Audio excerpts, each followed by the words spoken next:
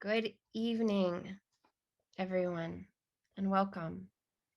Welcome. My name is Ami Lee, and I am the Director of Public Health Initiatives for the SE Trauma Institute. It is so special and precious that we get to be with you in this event today.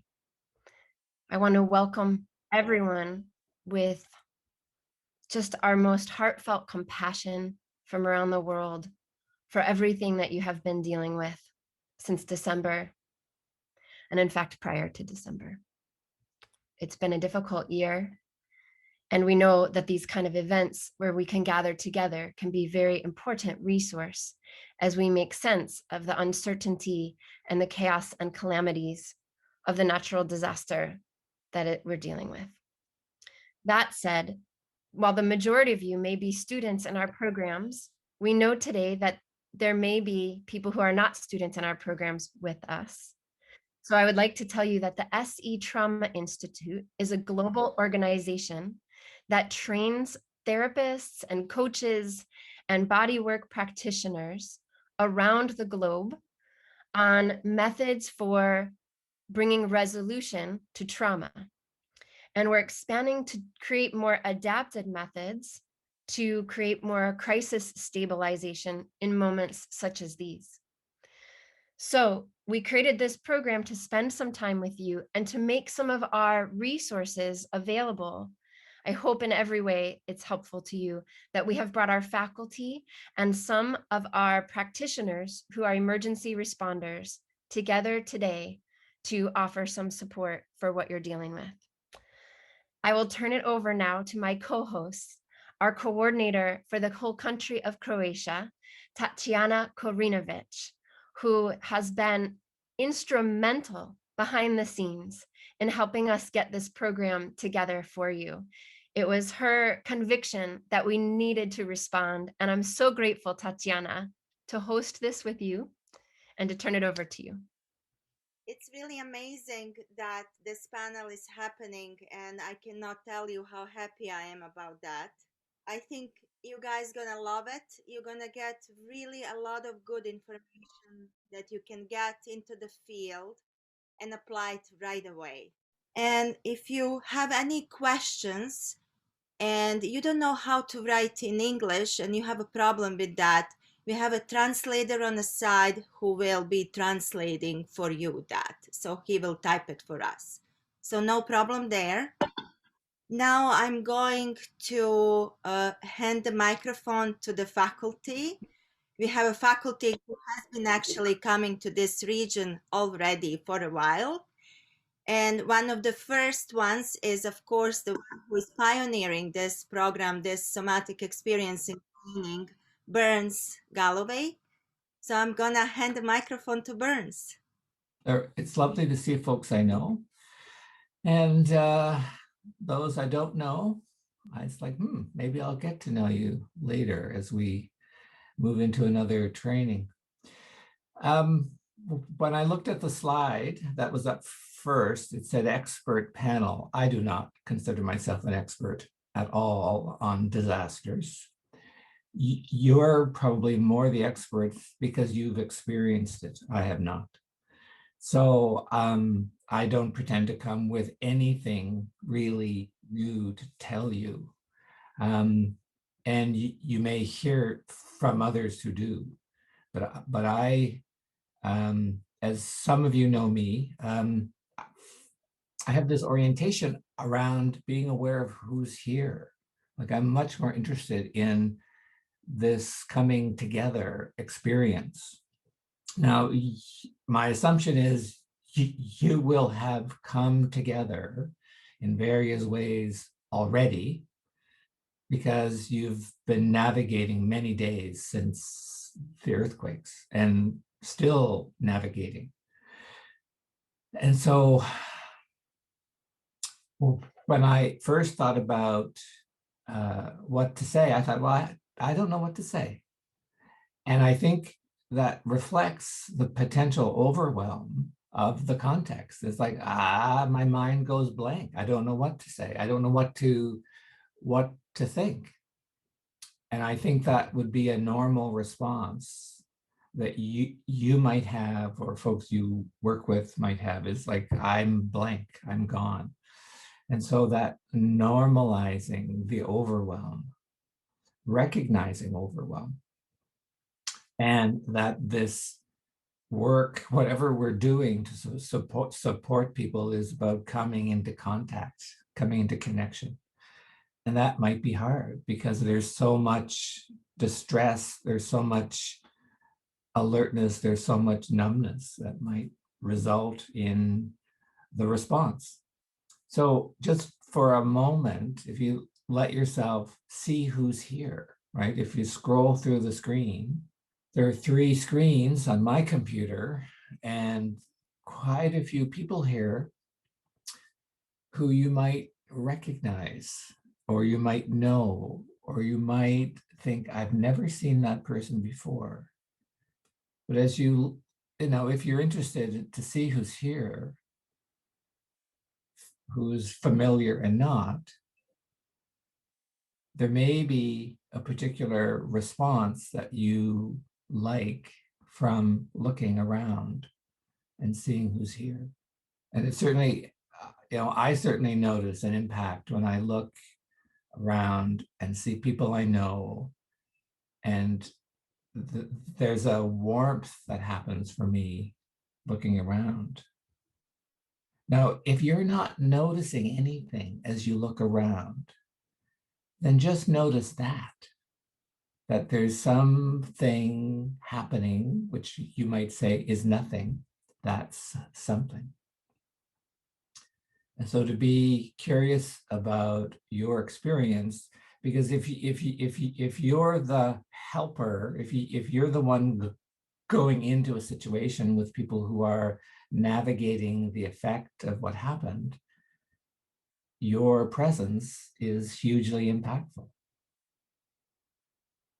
So that may be a theme that you keep hearing from us, is you coming into your own body in response, to be able to respond to people. So that's just what I want to bring to this gathering, is the invitation for you to come into yourself as much as is comfortable. As much as is comfortable. And there's nothing new about that. Nothing new about that. I just want to remind you about it. So, Linda, what's there for you to share? Lovely to see you. I'm really appreciating Burns giving us some time to look and see who's on the screen. I've had the wonderful opportunity, to come to your region a couple years ago and teach a class. And so I'm seeing some familiar faces. Lovely to see you, and lovely to see those of you who I don't know yet, but maybe we'll get to know in coming months. I'm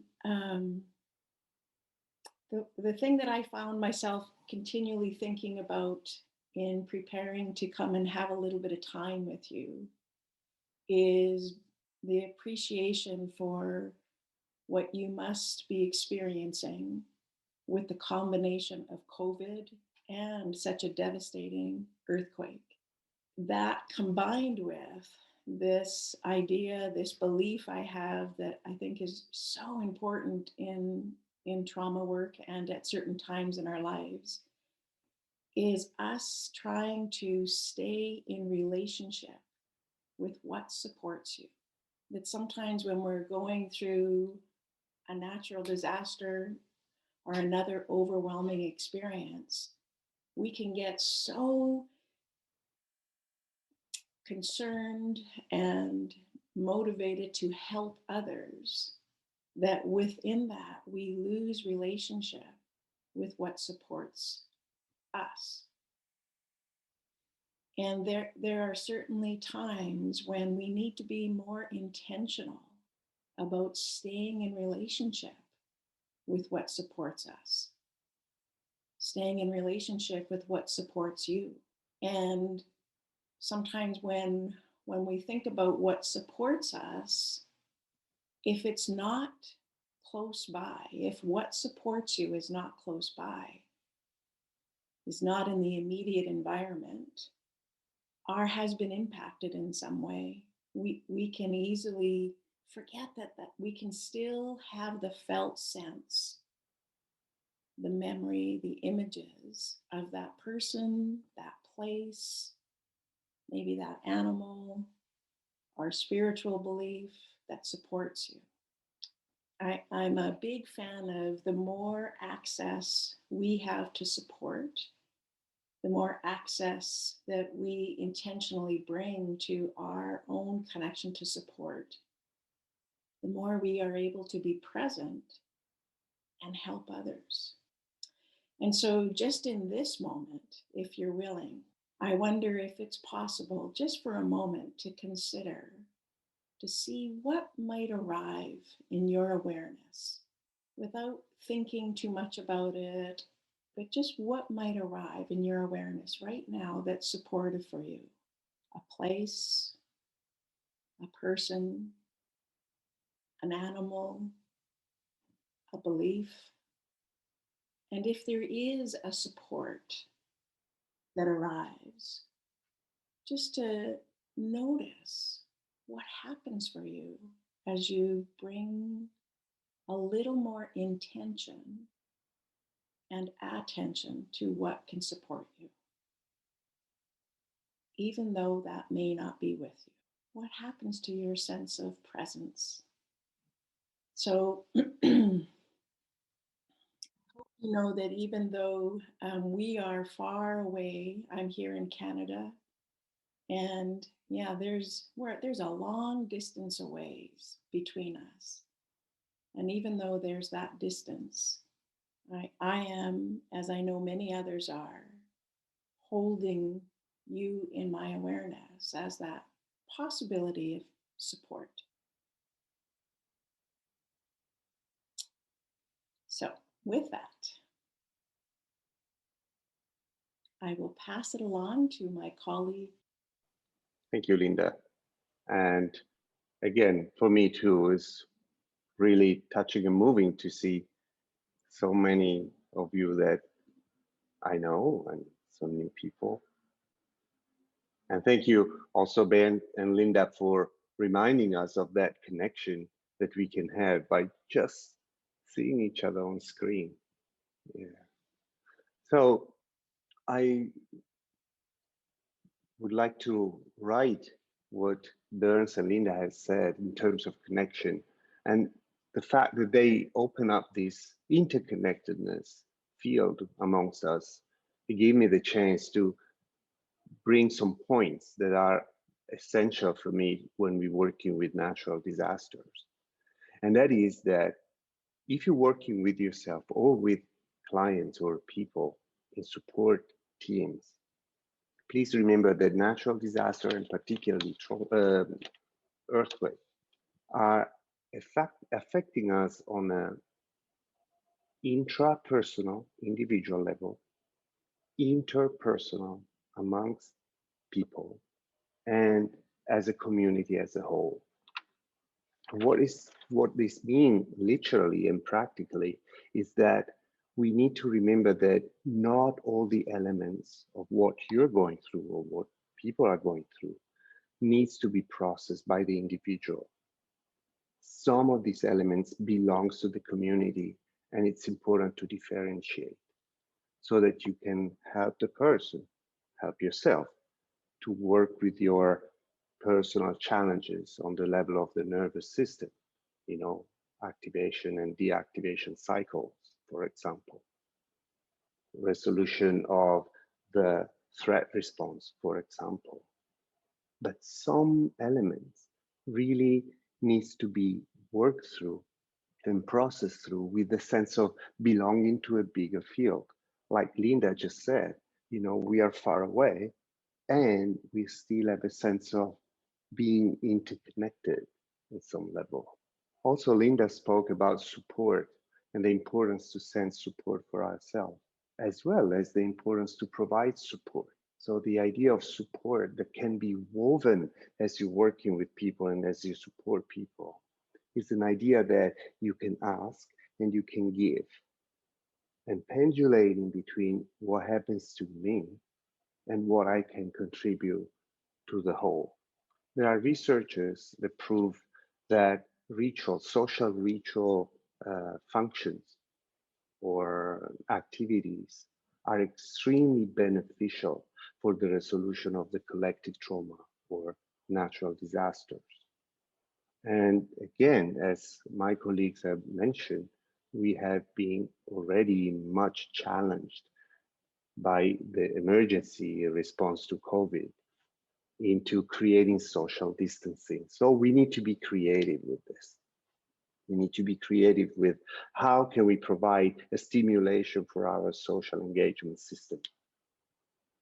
And one of the way, for example, to feel that we are holding this burden together as a tribe of maybe neighbors, maybe people of the same country, the same area, or maybe a tribe of people as we are here as C practitioners, students, interested into renegotiating trauma.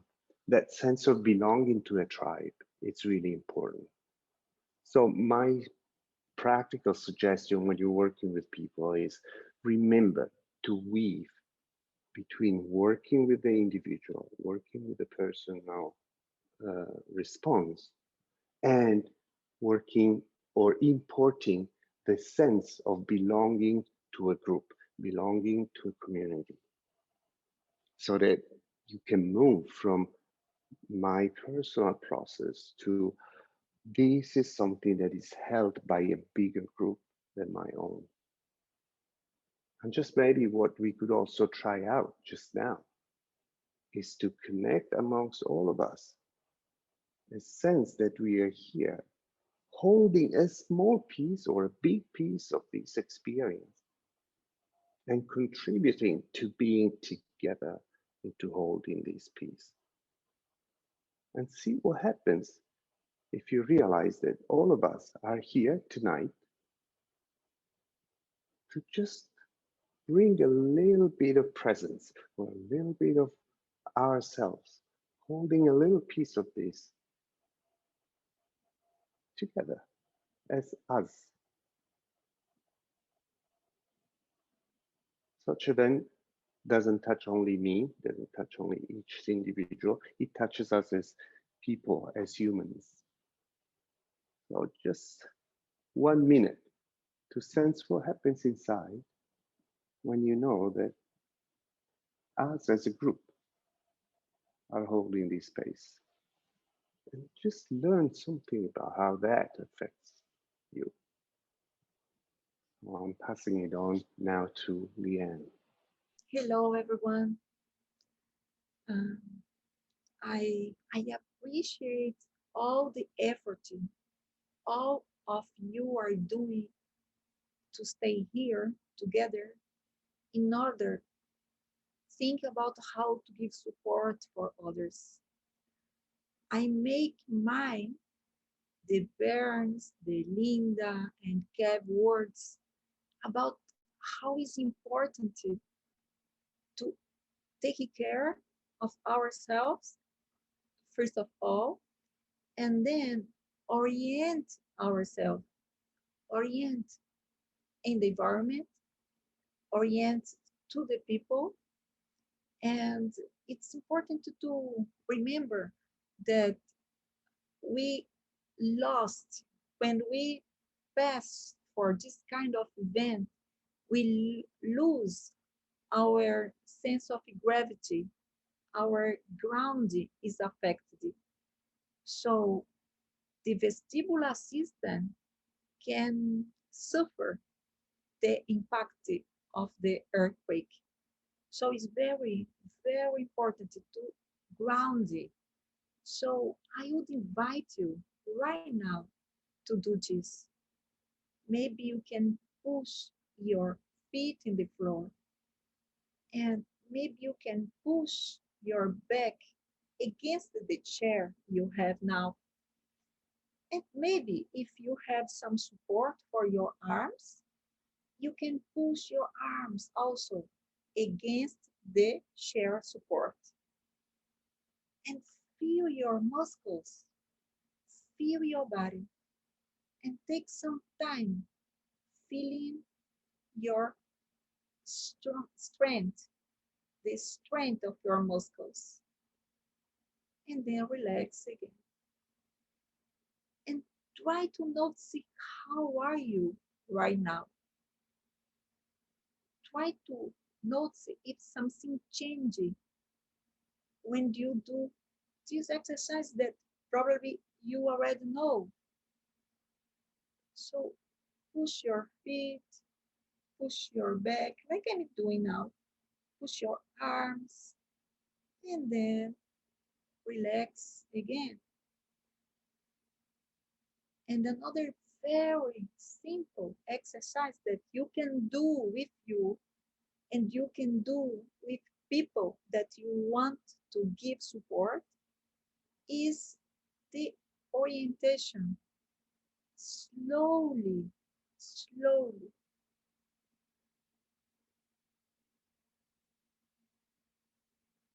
Look around,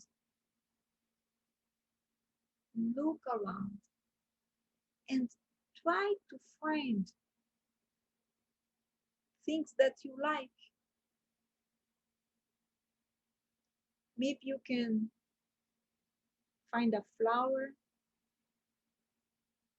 maybe you find a picture,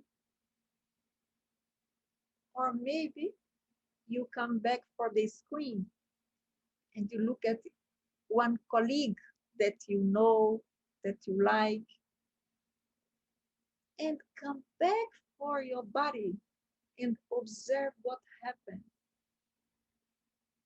So we move between the exteroception and the interoception and observe what happened. Another exercise is the same that I did in my chair now. We can do in the wall. We can go down a little bit and push our feet, push our legs against the wall. And slowly we move our eyes for one side and then we come back. And observe if you feel some dizziness, something or not. If you feel everything okay, then you can go for the other side and then come back. So this is few exercises, some exercises that I'm sure you already know this, but it's important to do with us before to give support for other people. And everything our colleagues said is very important, like connect with people, connect and take time for you and for the other. I would like to remind you, and you can remind the people that we are alive. It's strong, it's difficult. This kind of natural disaster is very, very difficult, but we are alive. And while we are alive,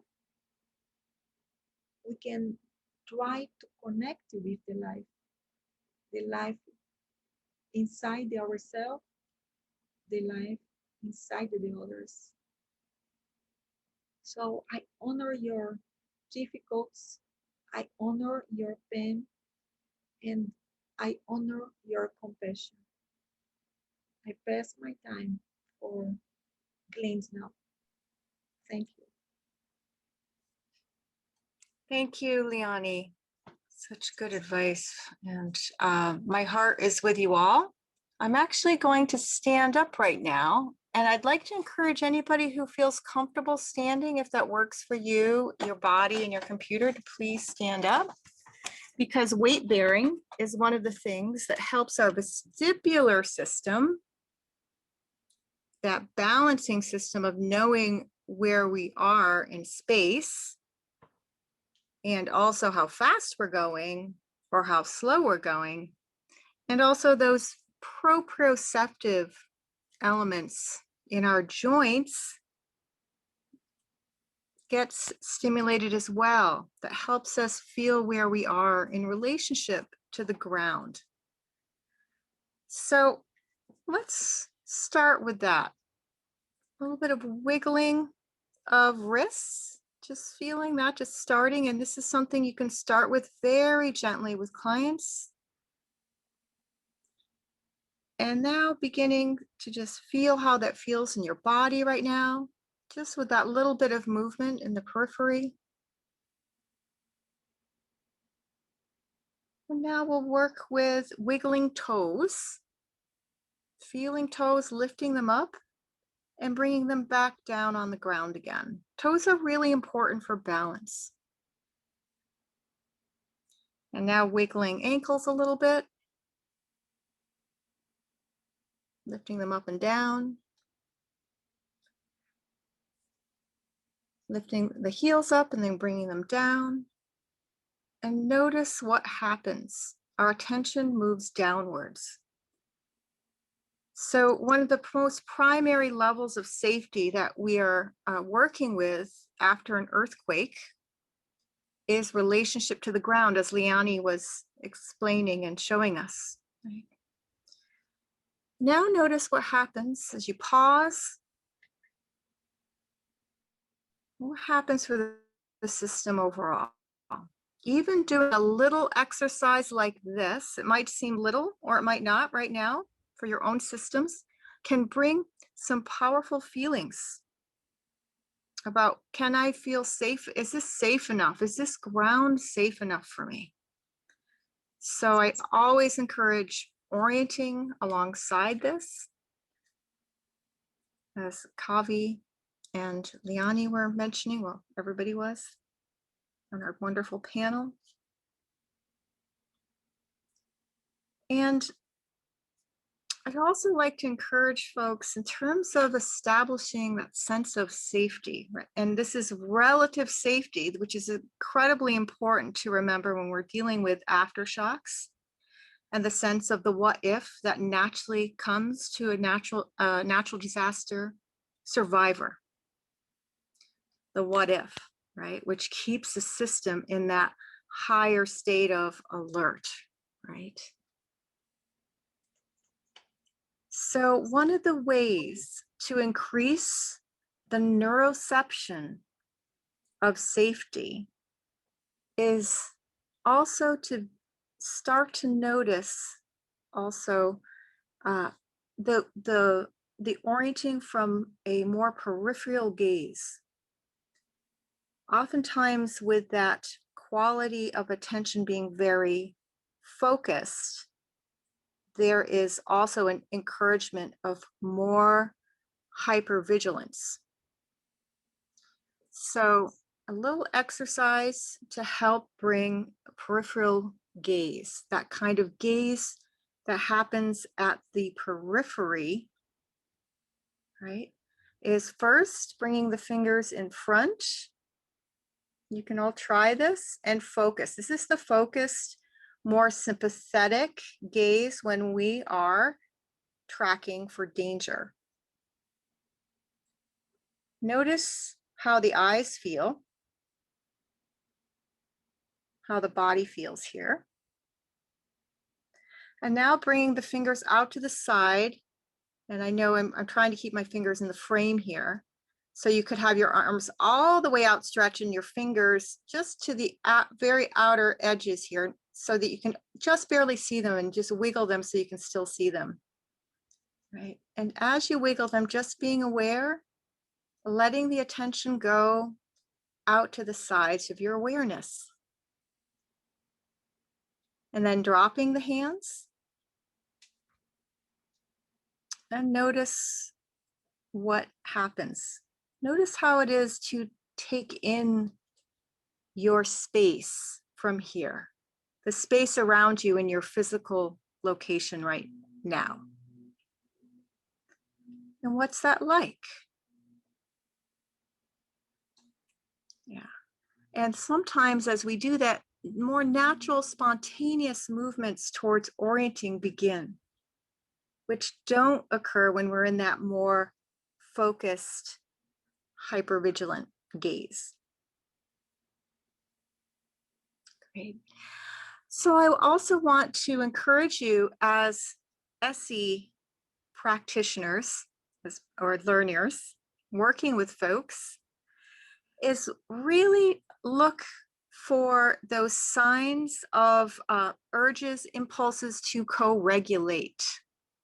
So to those reaching out moments that get thwarted or cut short, the hand that might start to come out.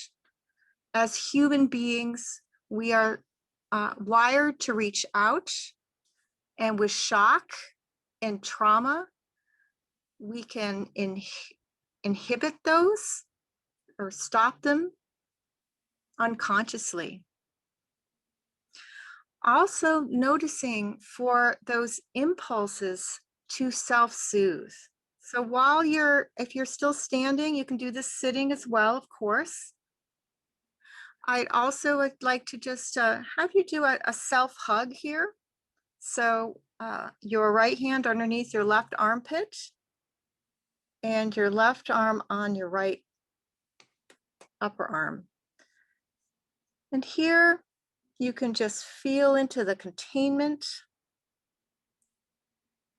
And now just giving a gentle squeeze here to help stimulate the release out of that bracing. And now release the squeeze and track. So it's when we do some exercises like this, it helps to move the system towards ventral vagal, towards self-soothing, and you may see other gestures start to emerge that indicate self-soothing or that reaching out. Rocking might occur, tiny little rocking gestures. And that is a wonderful rhythmic resource that we can also encourage and be with when you see that to show up. So these are just a few ways to begin to reestablish that neuroception of safety and be able to start to feel that sense of, for right now, I'm feeling safe, relatively safe for right now. And it's always important to remember that the most important piece here is to reach out and feel into that connection with others, as our panel has been talking about, and also feeling into these capacities to self-soothe and release some of the shock of the trauma. Thank you all for listening, being with me, and I'd like to hand it back over to Ami. Well, this is wonderful. Thanks, Glindy. Thanks, everyone. I found a setting on my screen that I can see like 50 of you at a time. And my gosh, it is really magnificent to be here around the world with each one of you right now. And I'm noticing as I'm listening to the faculty, this wondering of what's going on in your world. I mean, we said to these faculty, will you come be a resource? And they jumped and said, we don't know how or what, but we want to. We want to be in with our friends, our colleagues, our peers, our students to help. And so I'm finding myself wondering how many of you currently are SE students. Since I can see so many of you on the screen, could you raise your hands if you're currently SE students? Okay, wow, man.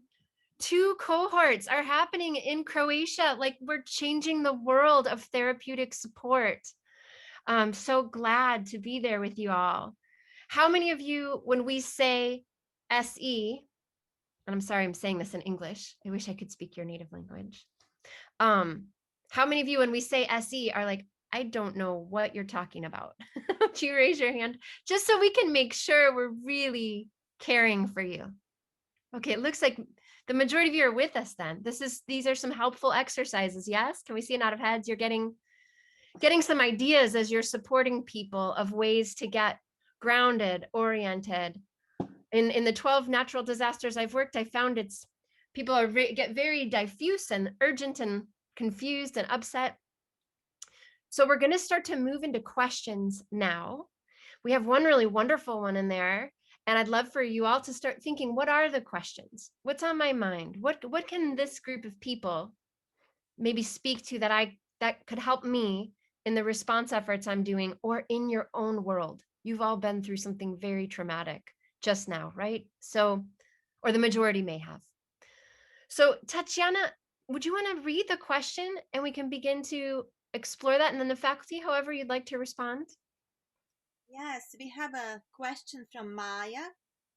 Can you give examples of social rituals that is helpful for collective trauma resolution? All right. Yeah, I just wanted to talk a little bit about interpersonal synchrony in groups. So that sense of connecting, that kind of natural ways that when we're with each other, our bodies start to move in a kind of synchrony that is incredibly supportive, especially during times like this. And if there is a chance to be there physically, that's wonderful. And even if you're there on Zoom, this also can happen as long as there's enough of your body showing, down to like halfway down to your elbows. Also, there's that sense of holding that coherent field for healing by listening for the coherence when you're working with groups, and tracking the collective wave of activation and deactivation in a group. So there's often activation that builds, and then there can be deactivation and settling as part of the natural way that healing happens when we're working in groups. There's also the support of that natural spontaneous sharing and exploring through community connection, through action, shared action together to help, being and validating that action to go help others, so that there can be some completion both individually, but also for that connecting and reconnecting of the group, and the sense of people looking to each other to connect. No, Glindy, that was amazing. Can I throw in one more question on, like, with that? When you just talked about settling a group, which, I know you served in the tsunami overseas, and you know when we're in disaster, we're suddenly with a big group. And maybe we're a practitioner used to being in an office one-on-one, but when you're with a group, what are some ways you might settle a group? And maybe this is for you, Glindy, or anyone, but how do you help a group go through those waves of activation and settling? I would like to add, I worked a lot with groups in many different situations. And only the fact that we are together, only the fact that we are in group, if we do exercises in group, if we connect the community to receive some support, only with the fact that we are together and we had the same experience or similar experience, it is something that is helpful, stay together. And then in group, we can use more the education process. So we can explain for the whole group that everything that they feel is welcome and is understandable, because it was a very, very high impact. And then we can do things together, like ground, the VU sound. I think everybody know what Peter does. The VU sound, VU, to discharge the visceral system. So do together, we create one space to hold the energy.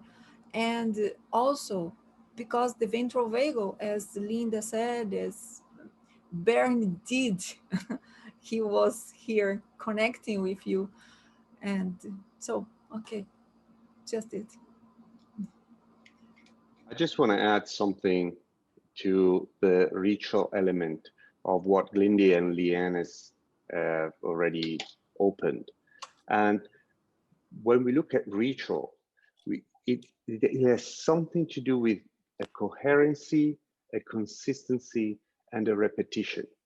So you can do all of those amazing activities and also simple activities like singing together or, you know, like reading something together.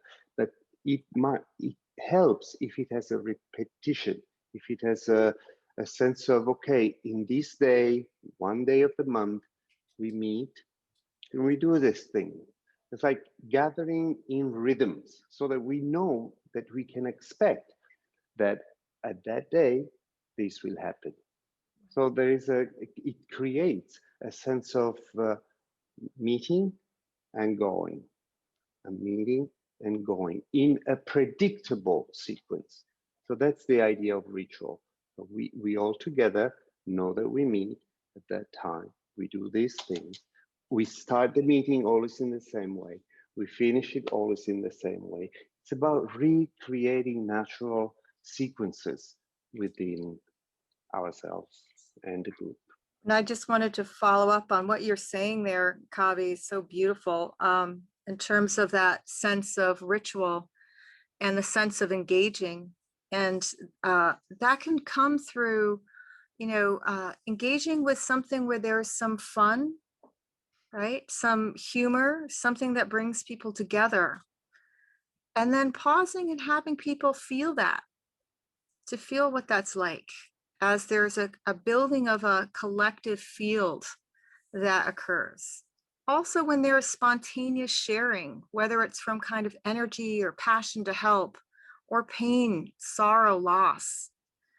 Also, really just feeling into that in our own hearts and encouraging that as well, because that also helps to build the emotional field in the group to process individual trauma as well, so that we're actually helping each other, as we are all hungry for co-regulation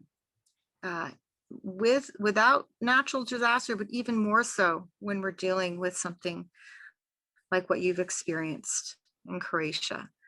Very powerful, Glindy. I'm finding myself really tuning into that both you and Kavi are mentioning things like fun, dance, ritual, music, and it seems, what you all have survived in your region of the world is significant for decades. And it can seem very grave to suffer another tragedy, and it begins to compound. And when you're saying fun and ritual of music, it's like, am I allowed to break that barrier? Am I allowed to? And I love that you just name it's an important part of our co-regulation. I'm in the middle of going through a grief in our family for a family member who just passed of COVID. And we're looking for opportunities to dance and play music together. And so I just name that for us here because it's very similar. Every disaster, every crisis, it seems like fun is not okay. Maybe culturally it's not okay. Tatiana, you may have something to add here, but like there's something so powerful when you can laugh in the midst of some despair. So we'd like to go to the next question.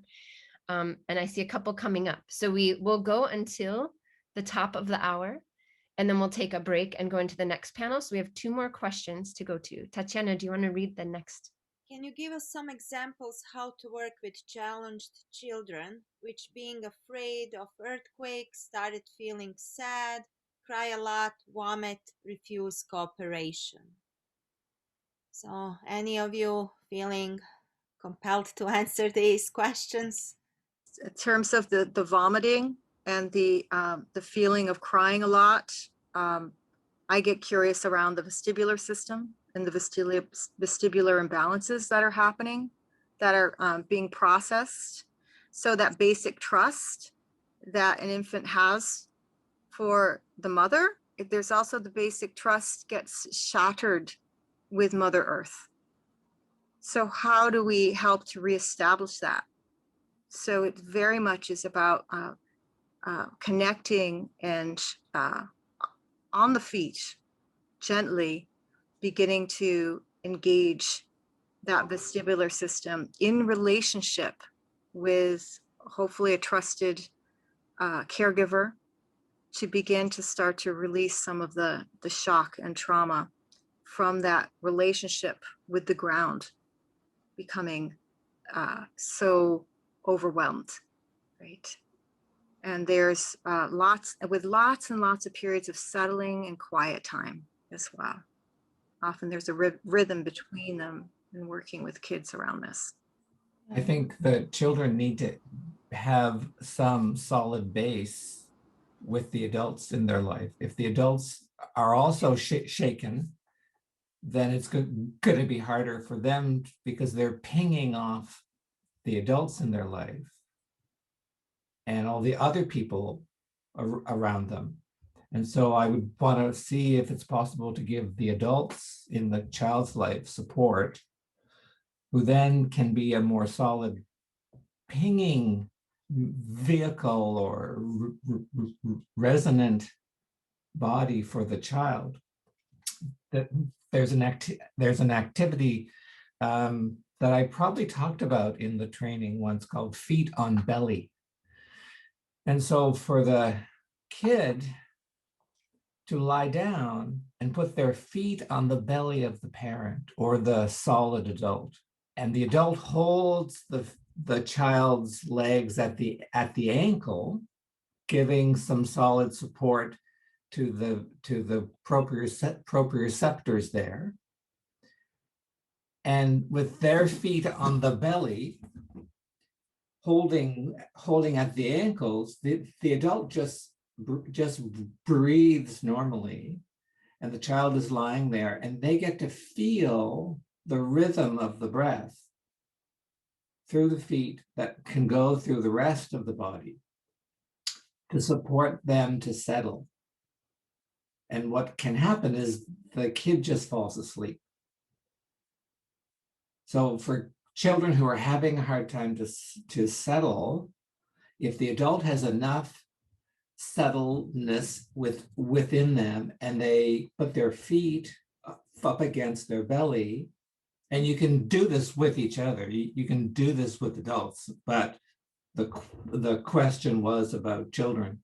This contact with the belly and the breath and the rhythm supports some potential for shifting that charge in the body as just one possible thing to do. While there's also an aggressive energy, there's a fight response in that kid. And so how can we support that to be okay? And that kid gets to be met with that fight response or that aggression, because there's a function or a purpose to that charge in their system, and it needs to have that support to be met to then move through their system. But if you're that adult as the practitioner, you may provide that containment with the solidness in your own body in the co-regulating process. I want to add something to what Burns just said. And it's just like underlying the fact that the child is not the problem. The child tuning into the environment to key in the nervous system. So first of all, make sure that the parents, like Burns said, are able to self-regulate. The children will learn from the caregiver and from the parents how to respond to the activation of the trauma. And also by doing that, you will not focus so much attention to the child, which otherwise it would get like overwhelming. So if we focus on trying to help the child, by focusing on the child, that will heighten up the charge in the nervous system. So it's almost like we create the relatively regulated environment for the system of the child to tune in rather than the other way around. I know we are finished. It's very important that remember that kids regulate themselves through the playing, to the joy. So we can use many exercises like we are playing with the kid, but we are stimulating the grounding. For example, we can ask them to take this pencil with the feet. So they are doing exercise with all the part in the feet and the articulations, the joints that is connected with the grounding. And also, as Bern said, sometimes they show the angry, the emotional instability, and then we can play. The adult can ask them, come, okay, push me, and do many exercises to give back the sense of proprioception, the sense of grounding, and children in general relieve trauma easily than we think if we play with them, if we use things that they like, exercise that they like, include with ball. We will work to hold the ball and lose the ball, and hold and lose, and do things to pendulate the activation. So feel some activation relief, feel some activation relief in the play, in the exercise. Thank you. I think that's all really important. And because time is coming to a close, I'll just say there's another question in the chat asking specifically about techniques related to elderly. So if we could maybe wrap up with some response about any specificity you have about elderly experiencing crisis, and then we will take a short break. I don't know if I have any specific experience to reflect, but I think about for anybody, and particularly for who this category might refer to as, elderly, is the sense of loss of control, and then the fear of not being able to control what's coming. And so being older, I can imagine as I am older than I was, as we all are, but I have less capacity. And so with less capacity, I have more fear. And with more fear, I have more tension or bracing in my body. And with more bracing, particularly around the ground not being predictable, not like there's a loss of control, then my stability on the ground is compromised. And so I'm more likely to fall. Even if the ground is solid, I'm more likely to fall. So what can we do to support people to gain a different sense of control, or find where their sense of control is, and what kind of supports do they need? Because now there's potentially more precariousness, more fear, and would supporting them to find where they have control make a difference? So I'm not speaking from experience, but I'm curious about where we can reorient our clients' attention to the sense of control while there is a loss of confidence in the predictableness of the solid planet. And if I might just add, because I have a love for elderly people, and I think one of the grave risks of such a trauma is the isolation. Elderly already tends to be isolated and separated And I think one of the first things is just open your heart to them. Anyhow, they are going to be in a slower rhythm that younger people. So let us try to meet them where they are with their rhythm, with their learning, with their being, and see if we can help them find the meaning of being in the community. Maybe they have stories to tell about other times that they survived something like this, or other, historical testimony they can bring. And maybe that is also something that might enhance their willingness to live and to move over this new trauma, this new shape, in addition to everything that Bernsa says. So thanks. Very beautiful and very, very complete. And this is a different kind of gathering, everyone. It's different than being in an SE training where there's a lot more slowness and space. And we're urgently pouring these tools and exercises and tricks and tips at you. And that's not really how the technique of somatic experiencing is structured. And yet, I hope you're all getting some insight and some things you can apply for yourself and for anybody you're supporting. I really want us to just welcome us all. Everyone can come off mute for a moment if you'd like, and let's just give a round of applause to this panel, because I am so grateful that we're trying to figure out how to do this, how to globally be available for each other in real time. So thank you, faculty, for this exceptional time together, for trying to take your many years of experience and cram it into a few short minutes and being willing to experiment with us in support of Croatia. Thank you, everyone. And what we'll do now. Yes, thank you. Go ahead. Come on, everyone.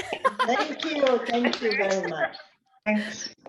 What we will do next is we will take it'll be a little less than 15-minute break. We'll take about 11-minute break, and then we'll come back. Please don't sign out. If you can leave your computer on, that is helpful. And you're really going to love the next panel of emergency responders who are also somatic experiencing practitioners. Some are international crisis workers. Some have been medical professionals, a variety of different emergency response people. We'll share with you some of our crisis stabilization work. And so we'll see you in about 15 minutes. And also, if we don't get to all the questions, we may stay on a little longer at the end, and whoever is here kind of work to sort them out and just be colleagues and resources to each other if we need to. So faculty, you're welcome to stay. We love to have you. And everyone, we'll see you in just a few moments.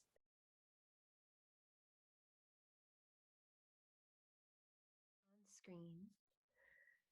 During the break, if not sooner, we've been joined by the SE practitioners who equally, when they heard about the earthquake, and I'm sorry, the continuing aftershocks that you all have been experiencing, they too were willing, able, and had a sense of urgent commitment to you to try to figure out how to begin to resource you with some of their experience. I think you're going to be really moved by who these people are. I let them introduce themselves a little bit. I know you know some of the faculty, but what we'll do is similar in this panel to the last. Each person will share somewhat briefly. And I know we all feel like it's a little too brief. We probably all want a little more. And that's okay. There may be room for more. I just want to name that. But we'll share a little bit, and I'll ask each of the practitioners, when you share, if you could say just a teeny bit about what the field or scope of your practice is. We have people who have served in your region of the world, working as international crisis responders or foreign service. We have people on this who've, as I said, worked in medical, hospital, emergency service, all of whom practice as somatic experiencing practitioners now. And I'm most excited to tell you about, they all are also on a work group that we established last year after the start of COVID to develop disaster and crisis programming for the Trauma Institute. We're currently working on a program called the Crisis Stabilization and Safety Program. Stay tuned. You'll be hearing more about it. We hope to begin to launch it around the middle part of this year. We're already launching some of the tools. Some of you may have seen Scope. In fact, let me ask, can you raise your hand if you've seen Scope? So many of you may not have any idea what I'm talking about. Oh, there are some. Okay, cool. You'll hear something about that because the people in this work group have been developing a set of tools specifically designed to be used in the kind of circumstances you're in.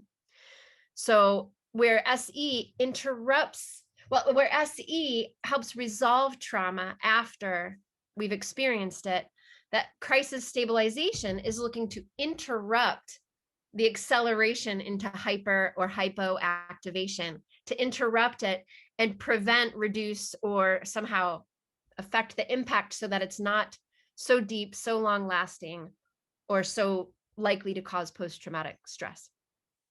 So each one of the people on this panel are contributors to that curriculum, and that's what has me excited to offer this to you. So let me get our schedule for you.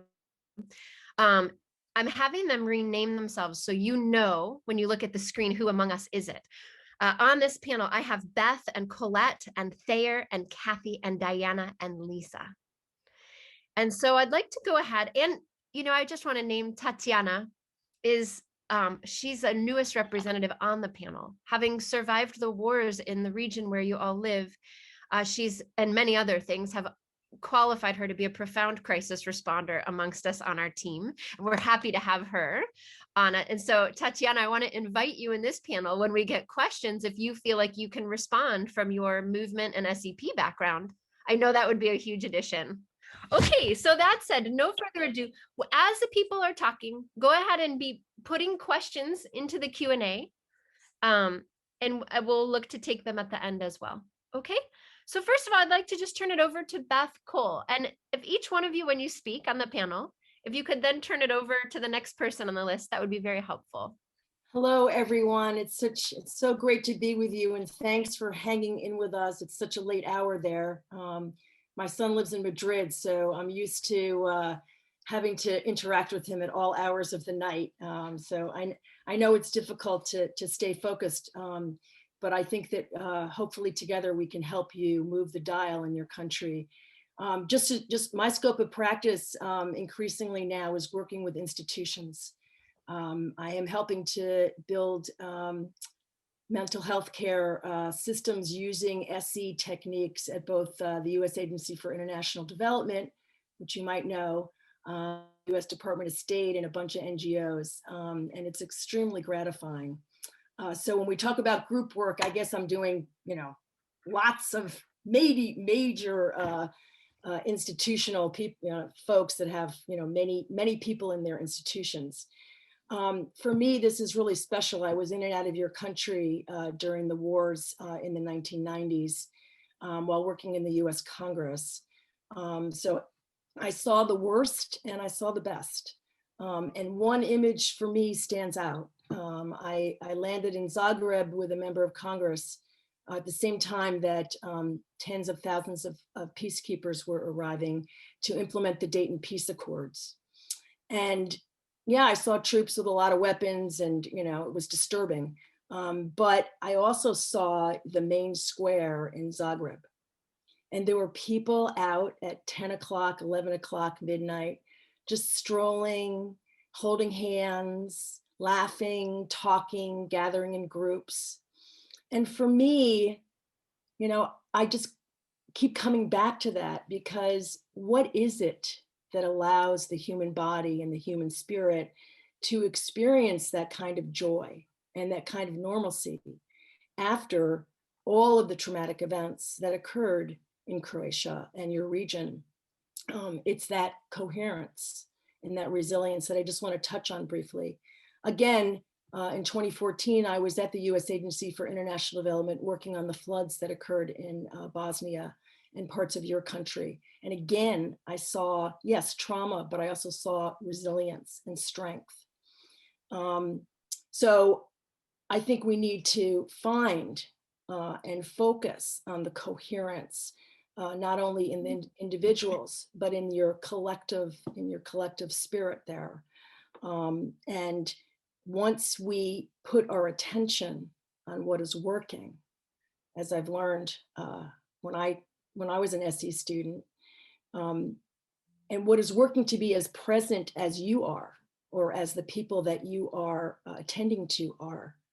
If we put our attention on that, we know that that will grow, as opposed to trying to put the attention on the dysregulation. So drawing our attention to that, to what is working with the heart, what is working with the lungs, what is working with the body, what is working with the spirit, is something that we want to draw our attention to.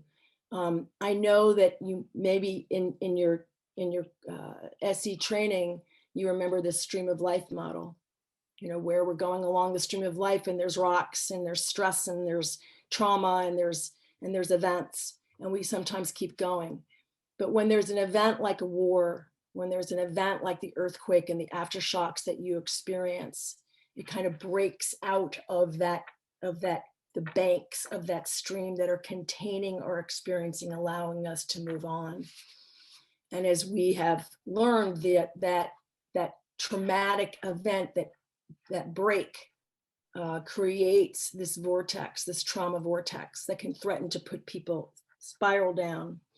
And what we're looking for is that natural counter vortex. And we're looking to strengthen that counter vortex.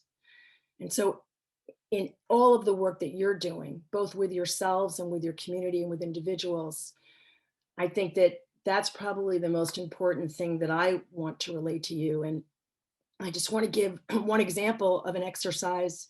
Seems very simple, but that I have been using both with COVID victims, people who have severe COVID, but also with children, in refugee camps and elsewhere around the world. It seems very simple, but it is. But it is, what is the last thing that made you smile? What is the last event where you felt joy? And if you can help people, children, elderly, to really focus on that, they always come up with something. And usually it's attended by a smile. And often that smile is reflected inside. And if you can help them find how that feels inside, what are the characteristics of that? The smell, the touch, the feel, where is it they're feeling that joy or that smile? And ask them to sit with it. A tool for everyone to come back to. It's a tool when people are feeling that profound shock and dysregulation, that they can come back to and hopefully expand on the coherence and what is working in their system. So I think I'm gonna leave it at that. I'm so sorry for what you guys have all experienced, because boy, for decades, you've had kind of the raw end of the stick. But I know from knowing you, I know from being in your country, that you're going to surmount this. And hopefully by using the tools that you've learned through SE, you can find your way and help people to reset and experience joy once again. So I'm going to turn it over to my longtime colleague, Colette Rausch. Thank you, Beth. Dobro večer, moje ime je Colette Rausch, and it is such an honor to be with you. I wish I'd practiced my language skills over the past 15 years since I was last living in Bosnia, Herzegovina, and Croatia, so I'm going to need to continue with English. As I mentioned, a few years after the war in the former Yugoslavia, I had lived and worked in your area, and I was with the US Department of Justice at that time. And I was working to support the judiciary and the police in the rebuilding of the justice systems after the war. And so it's just such a pleasure to be with you all here after these many, many years.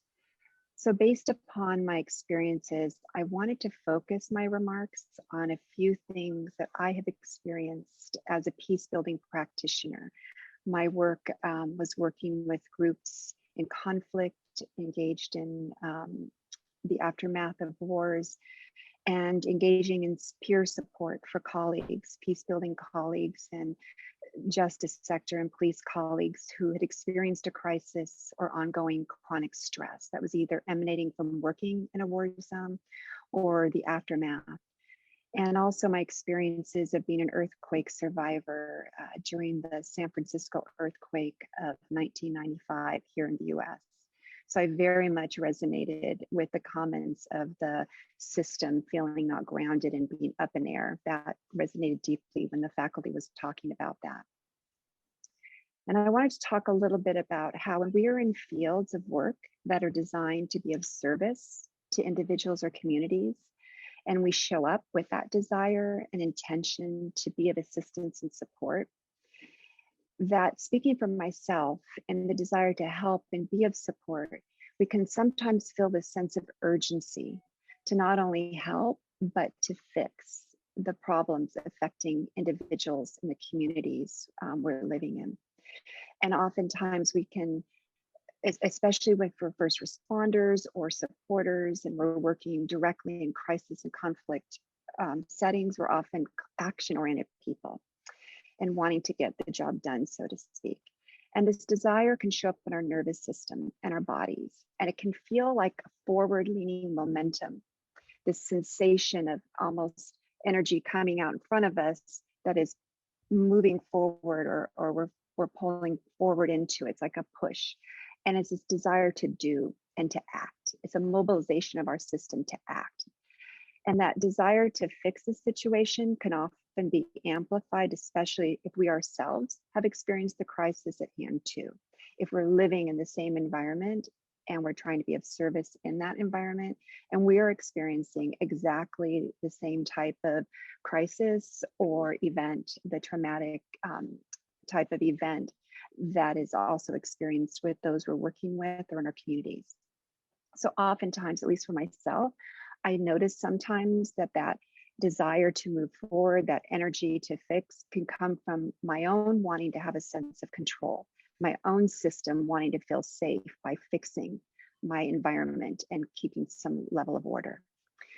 So I found that when I'm stepping into providing support, whether it's peer support or if I'm facilitating a training or a dialogue or workshop in countries that I'm working in the middle of a conflict or in the aftermath of crisis, I take time to notice when am I rushing, and when am I rushing into action and doing before. I'm really taking the time and opportunity, to the extent I'm able, as Burns earlier said, to come into my own body, especially if I'm experiencing the same type of activation that is happening around me with those that I'm working with. And to be intentional with what is my own experience of the event, what is mine to attend to within myself and my own nervous system, and how I'm showing up.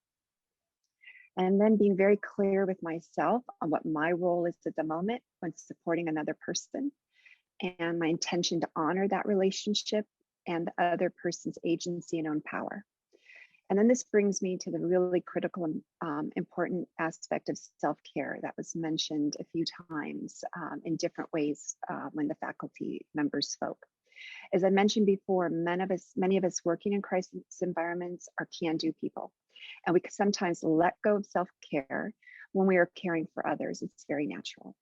And using tools like scope or other exercises, and I know my colleagues will be talking more about scope, these can help us as we're helping and supporting others.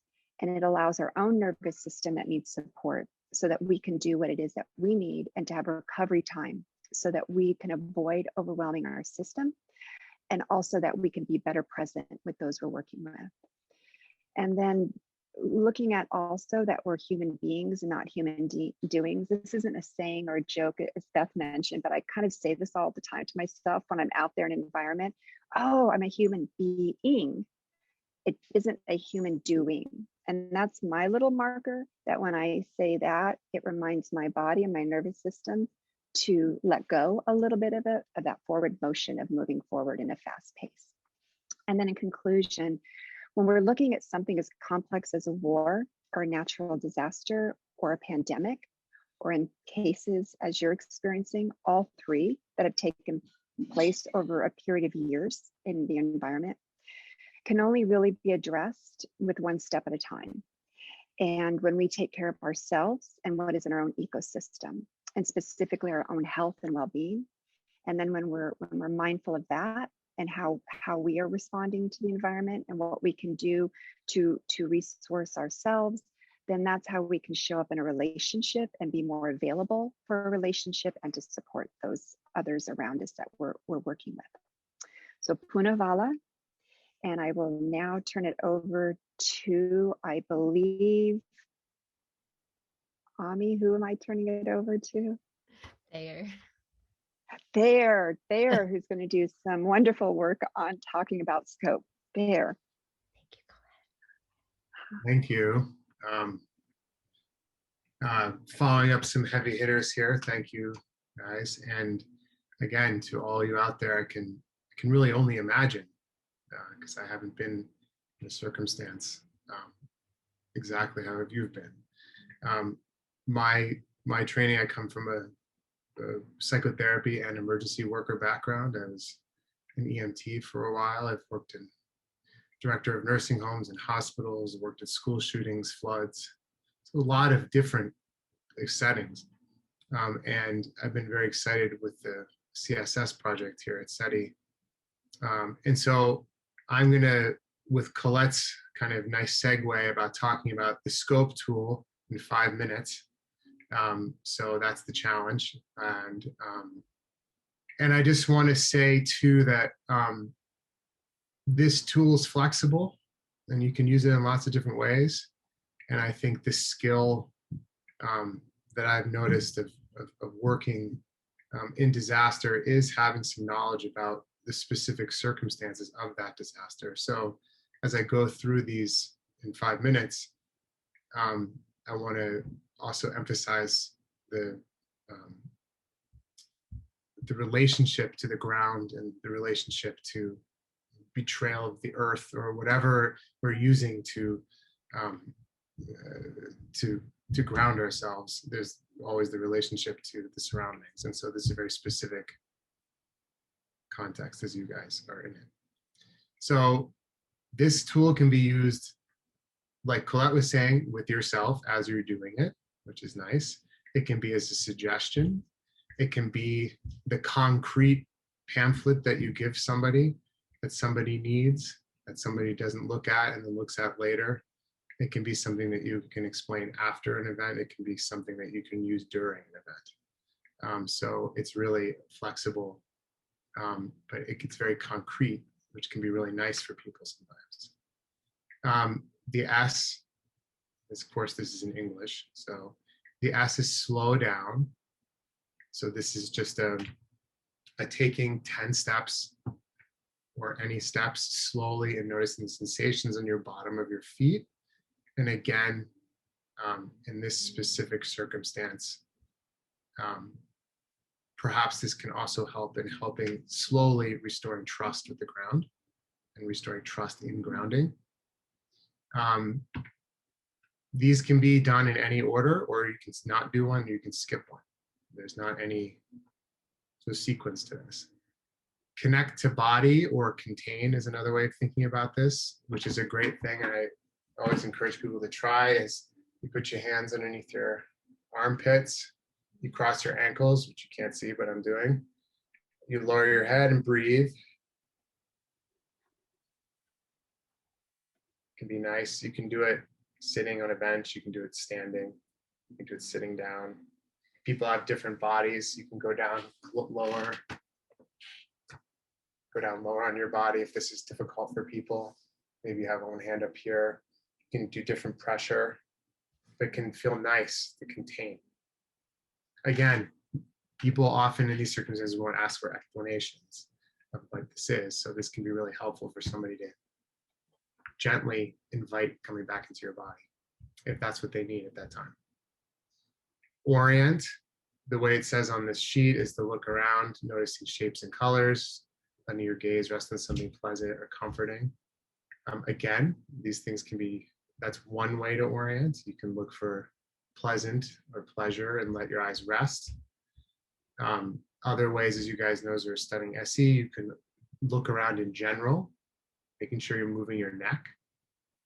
So you can have a sense of your body knowing where it is in the middle of a disaster. That can be very helpful. You can orient also using your hearing or other senses. So you can listen to distant or subtle sounds. That might be helpful for somebody. You can have people, you can be very directive and have people look at shapes, look at all squares, find circles, find darkness, find light.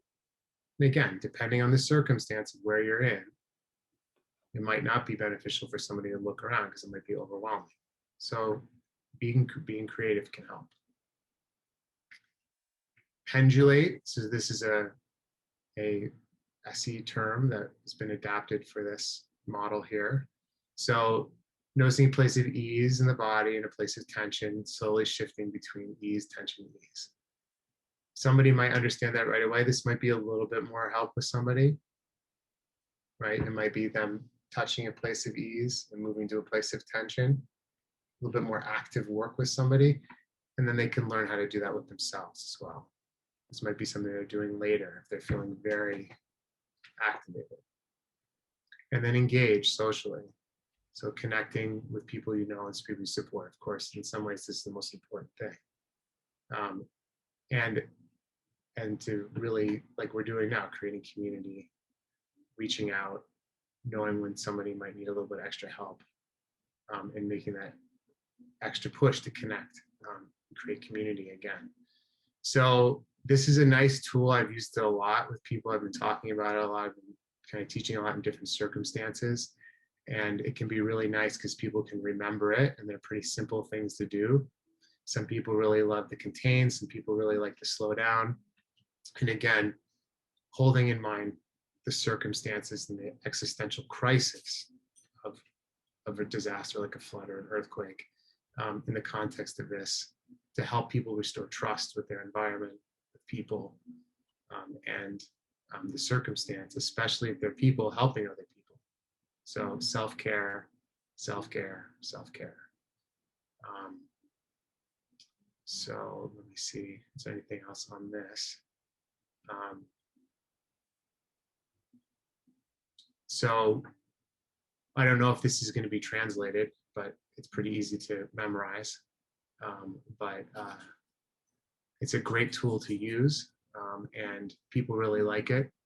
And it doesn't use a lot of explanation, which sometimes people are very relieved about. So it's a nice thing. So hopefully, if it's useful to you, you can use it. And I think Ami, did you put where it is in the chat? Okay. I did there. And Great. I want to actually, I'm just going to take a step out here for a second to say, we are working on translating this into many languages. And because you all are students of SE, you may be some of the best students to translate some of the SE nuances.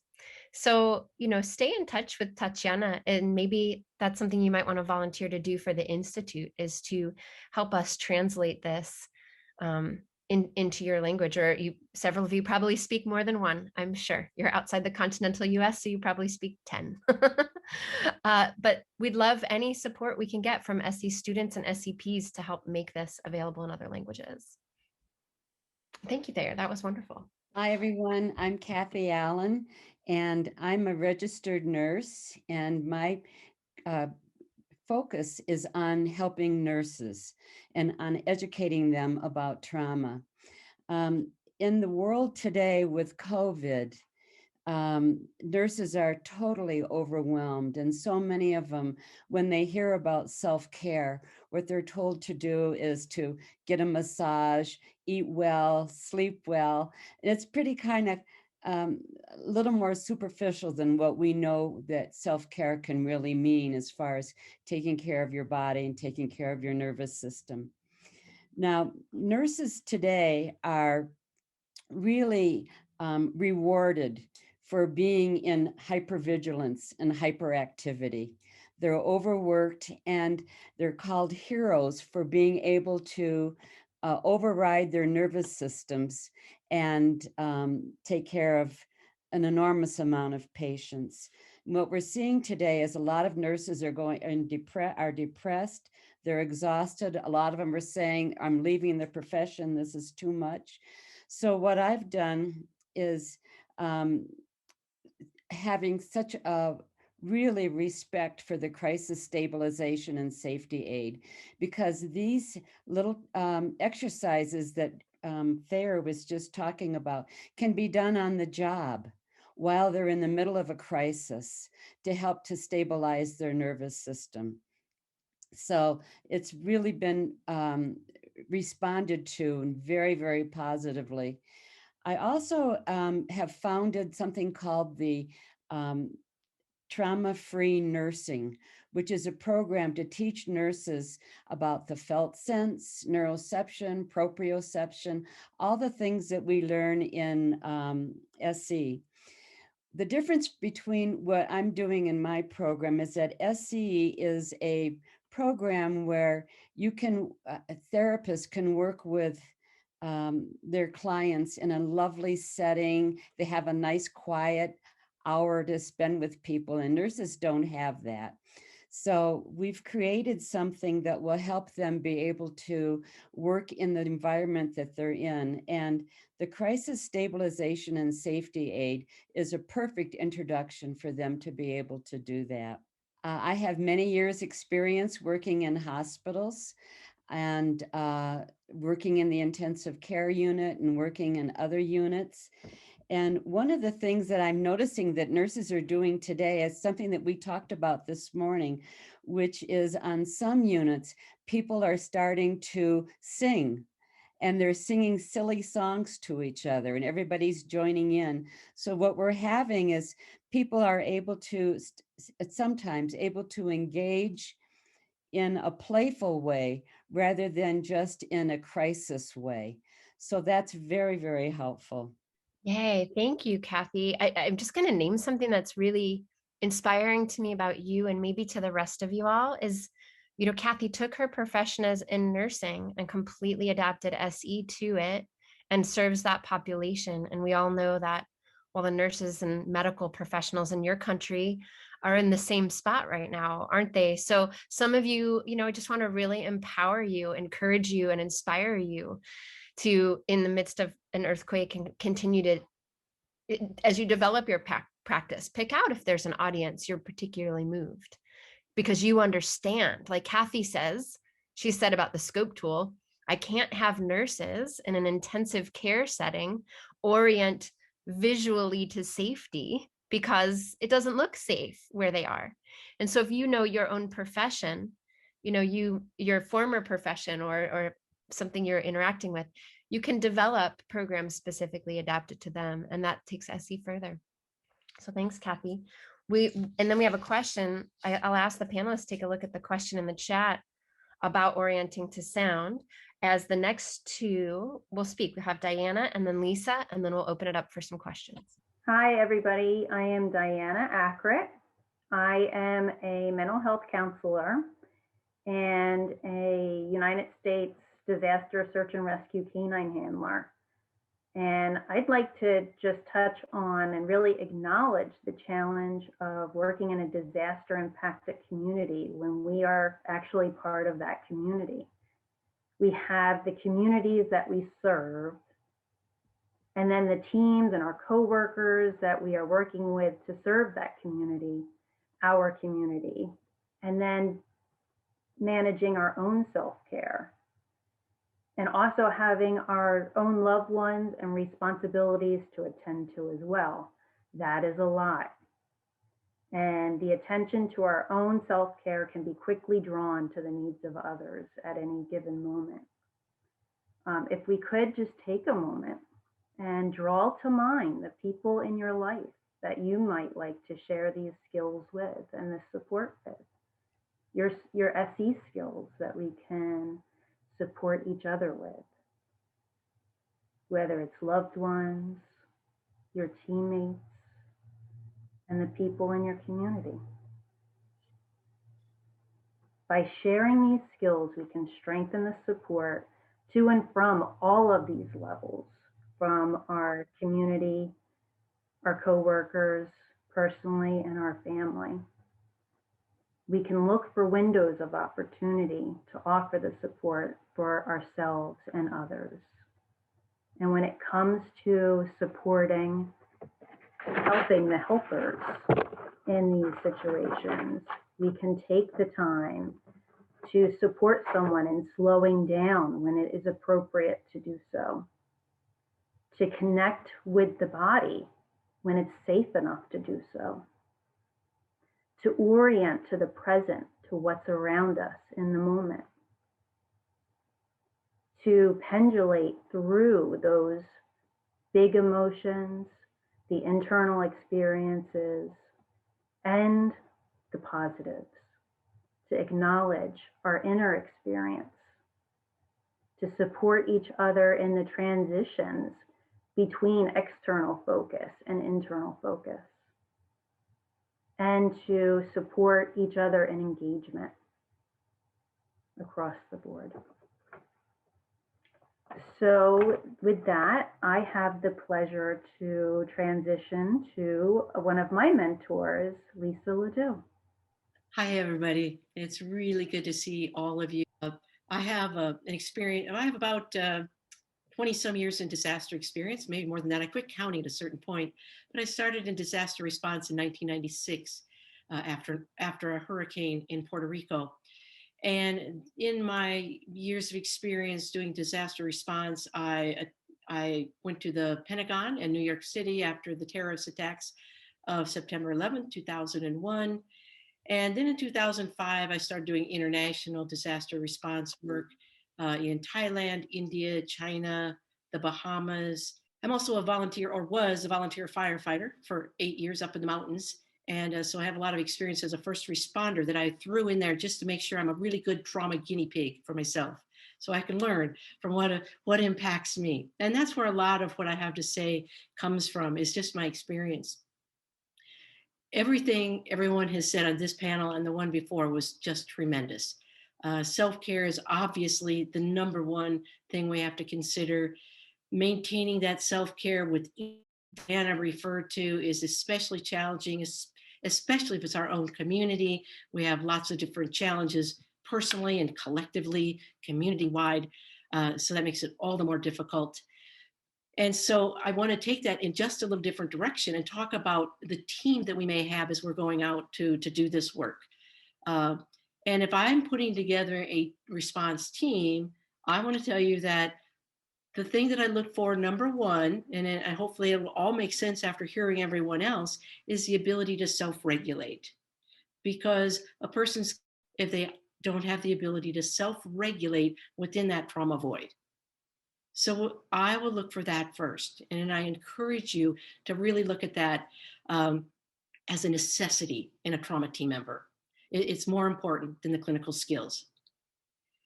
So as you're looking at assigning team members, that's something to take into account. How regulated are they? How easily do they get thrown off? Are they able to self-regulate if they do get out of balance? What is their effect on other team members in terms of self-regulation and co-regulation? You may go out with and work with. Doing disaster work, it's really important to take frequent breaks, more frequently than we typically do, because it is challenging. We're working hard to maintain ourselves, keeping ourselves steady and regulated, and it's going to take a lot more energy. So rather than the normal of, well, I'm doing disaster work, so I have to work 12 hours a day and I can't take a break. Yes, you can. And it's important that you do.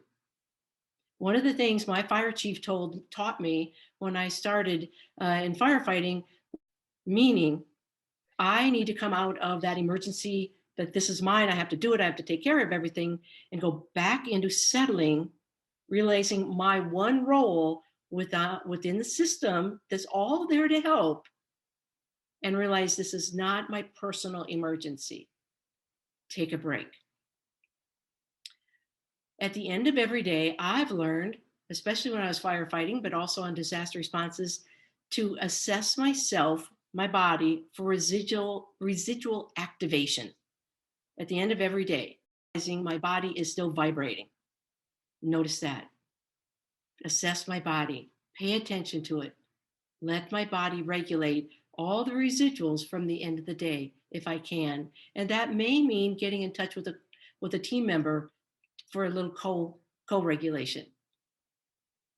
The other thing that I think gets overlooked a lot is looking for freeze in our colleagues. Well, you know, we all know that fight or flight is what we notice the most, but look for that little bit of dissociation, the extra yawning, the inability to focus, and the extra sleepiness. We have to remember the freeze and pay attention to it, in my mind, much more importantly than the fight or flight. We slow down, and really brought wonderfully together by both panels is the need to recognize and tap into the power of the ventral vagal, the social engagement, the collective, the community, and let us regulate. So that's how I would like to just tie in my experiences with what everyone has said. So thank you. Ami, I think it's back over to you. Are you guys feeling resourced by this group a little bit? Like some of you are going to become SCPs this summer. Some of you you're completing your program and you join this community, this global community. You've already joined, you're part of this community together of people who we're all starting to get really creative to figure out how to jump into teams with each other. So that last piece Lisa was saying really corresponds to my experience as well. I've worked in nearly as many years, but I've worked in about, depending on how you look at it, let's just say 10 natural disasters and 2 humanitarian disasters. And I've noticed something that you all might be finding, which is that in the community, you know, people, if you think of that window of tolerance diagram we have seen where you show people go through a steady flow of life and a traumatic impact comes in at one moment and they may become hyperactivated, or they may end up, their parasympathetic system tries to get them to calm down and they end up so calmed down that they don't want to leave their house or call or speak to family, and just to end up unusually low. I find in disasters, it always helps me to remember. So this is when I'm not the immediate affected. If I come in, it always helps me to remember, oh yeah, this is not people's norm. You know, when you meet people who are talking really fast and everything's urgent and intense, and you feel like, oh my gosh, this perfect person may be difficult, right? You know, and I just got to get them out of the way and work with everyone else. It's good to keep in mind that you're looking, and I know you already do this, but you're looking at their nervous systems right now, and their nervous systems are discombobulated and off path, and you are developing unique skills to, if they are high, help them to settle, and if they are low, help them to come back into that stream of life. And so something I often use in the field, like when I was in the Bahamas after Dorian, and many people had passed away and perished, and they had suffered over 36 hours of the ongoing trauma of the hurricane that took a lot of lives. What was there was, if people were very hyperactivated, I found if I spoke at a pace matching them, right? Like if they're talking really fast and really intense, we can think, oh, I've got to slow down and calm them down. And then you might notice they keep talking faster, louder, more intense, and it feels very out of control and you're trying to help. I find if I bring in my inner New Yorker and I get fast and I get loud and I get intense, and I meet them in that, then I can slowly modulate my voice down to a different pace.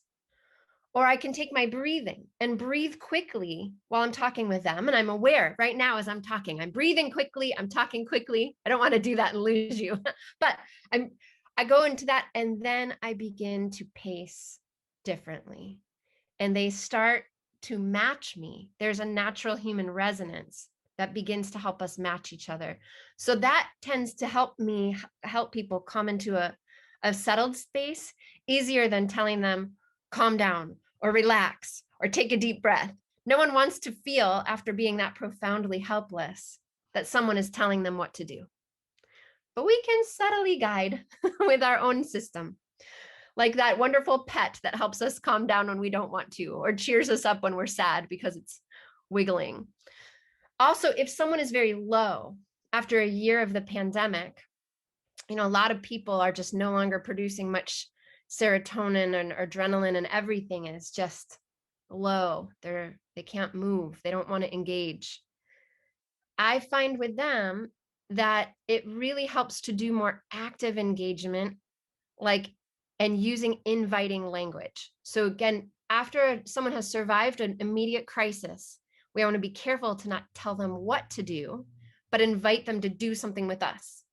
So if you do scope with them, you might say, in the closed loop connection part, I invite you to try this with me. Don't if you don't want to. You don't have to, but what if you just squeeze your arms right now? Or I invite people to squeeze their knees. Invite them to do active things that involve touch for themselves. Or if you can get them to say, would you mind walking and talking with me if you're in their presence right now? And you can modulate the pace you're walking. And that might begin it seems odd, but it might begin to move them towards a bit more energy. You might remember to your first beginning one class, mine was with Linda. And I remember thinking, why is she talking so slow? And by the end of beginning one, my world was changed. And I started to get something inside. I started to discover it because she started to regulate me just by her being. So remembering that you're regulating the people you're with just by your being, right? So when you are particularly impacted, which I also was this year, a hurricane hit our house, and a lot of crises, right? I find I have to really check in with my peers and colleagues. I check in with people who are on this line right now to just say, can you debrief with me? Can you talk with me for a few minutes? Maybe all I can do is send a text message or a WhatsApp, but that's so important to make sure you're not going into isolation if you're in a caregiver role. So that's what I'd love to add to this panel. And I'm kind of yammering so that you all can drop some questions in there. We've had some wonderful responses in the chat to the orienting question.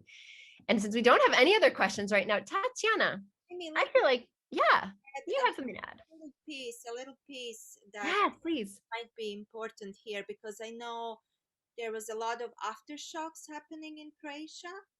So, and the people constantly in a fear and activation when the next one is coming. The importance of bringing people to those moments in between, and the earth is not shaking right now, and sensing that it's not happening right now, and building those little islands in between. That seems to me really important to add here. Yeah, just that. Tatiana, you use movement and body a lot. Is there a way we can use movement in your experience in a place when it's like even the ground is not trustworthy and all I have is my body and maybe my racing thoughts? What can I do with movement in a scenario like what's going on here? Just really different things. It depends again of the situation, but we can simply just shake a little bit, or just shake one part of the body, like hands, just sensing that. Let's try it now. You guys try it. This is it. Like learn it inside your body. Yeah. I'm sorry. Let me invite you to. So sort of finding the rhythm, the pulse, in like we can all get up and we can do the pulsing, like we get up and then we just go and pulse together. We would do this a lot with Anna Halprin, for example. She's a great teacher of the movement practices. So just that, just simply that, finding any kind of movement that just helps the body release the energy downwards, more downwards, because you can have the pulse that goes downwards. So you can try the pulse. How does it feel to pulse downwards towards the earth? And how does it feel to pulse upwards towards the sky? And sensing that, sensing the difference in the body when you do that.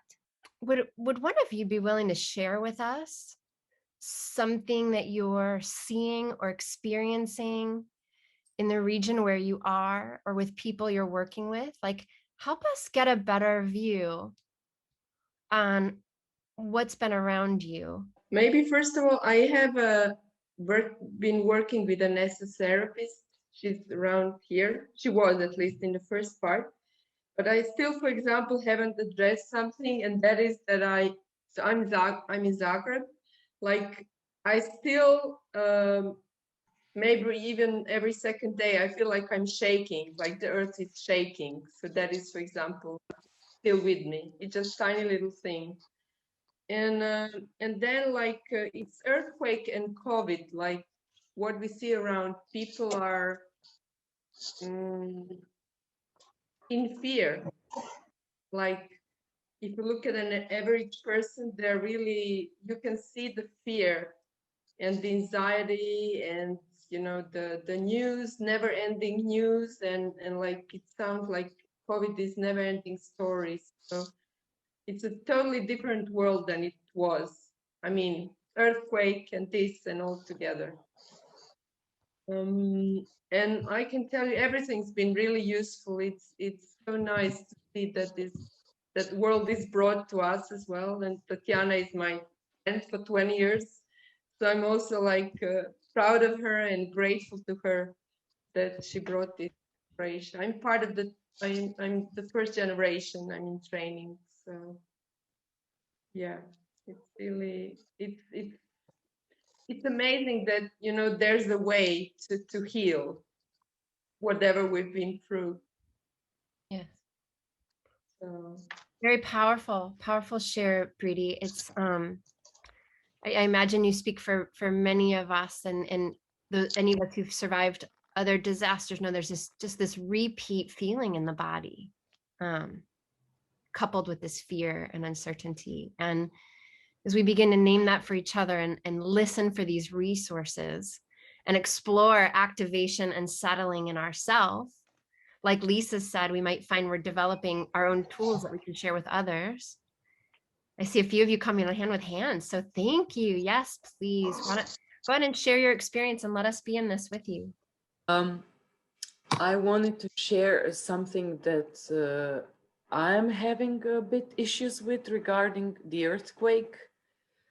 Aside, of course, I think the feelings of earthquakes all the time have now passed, and I feel more stable, which is great. And but there are really serious leftovers because center of Zagreb is very old and unkept. And so you have bricks and stuff from buildings and roofs falling down. So it's quite unsafe. And my daughter goes to kindergarten in the center, and her father saw a brick falling down in front of them when they were taking her to kindergarten. And the authorities and the city is not really taking care of that. It's very complicated, and it's not working well. And so there's this sense of not being able of walking safely, not throughout the whole city, obviously, but through places that are a big resource for me. And not having trust in, I have to watch where am I taking my daughter. We have to go round and round. I did a lot of actions. I called institutions, and I was active and everything.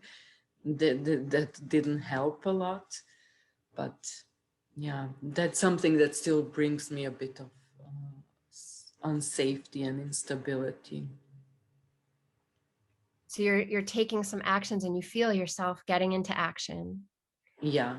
And yeah. can we name that for this group, that there's some resilience, you're stepping towards what can I do? And probably each one of you are doing that. You know, Breedy is trying to figure out what do I do with these tremors? And you're starting to step towards them. And you're still in this instability, uncertainty. Does anybody in the panel, you know, have something to say when you're still feeling that fear? You're still feeling this consistent and persistent, you know, and maybe I heard a little bit, Maja, I don't want to name this for the whole group, but maybe a little distrust of, will the authorities take care of things? What external factor can I count on? And you're trying to come back to your own understanding. Maybe Yeah, that's a big part. Yeah, I mean, and that happens every disaster, right? I mean, every government is very active trying to figure it out, and at the same time appears not. You know, Lisa and I were both in the Bahamas, and we were lamenting together about how people were feeling. Could they trust exterior resources? And that's, so I wonder if Beth and Lisa might respond to something around that. I have a sense you have something to share.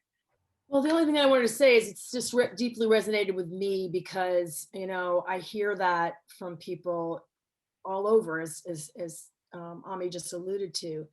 One of the things that I keep reminding myself of is this woman, Kathy Kane, who's one of the top people in the world that teaches touch therapy for us, for SE practitioners and others. In one of the conversations that Ami hosted a while back around COVID, she just kept saying that even for herself, that she had to constantly reset her system multiple times during the day. She'd find herself fearful, find herself crying, you know, and here's someone that has all the resources from such long experience in the world, yet she's constantly resetting. So, you know, if you dodge that brick, if the brick didn't fall on you and it didn't fall on your child, then take that opportunity to say, okay, you know, I'm okay. In this moment, I'm okay. And allow that break to go on. I mean, that's what I've been doing when surrounded by COVID and et cetera. So, you know, take the words from a master of what she does. It's certainly been helpful to me. So I hope it's helpful for you. Yeah, thank you very much for that. Yeah, that makes a lot of sense. Yeah, and if I could add just a bit to that, Beth, I think that's absolutely right, that continual resetting, and then checking in at the end of the day, maybe as you're lying in bed, so that you don't bring residual in from the previous day into today. Like if I can lay in bed and discharge what I might have left in my system, I may have a better chance of being more regulated when I start the next day, because it's going to happen over and over.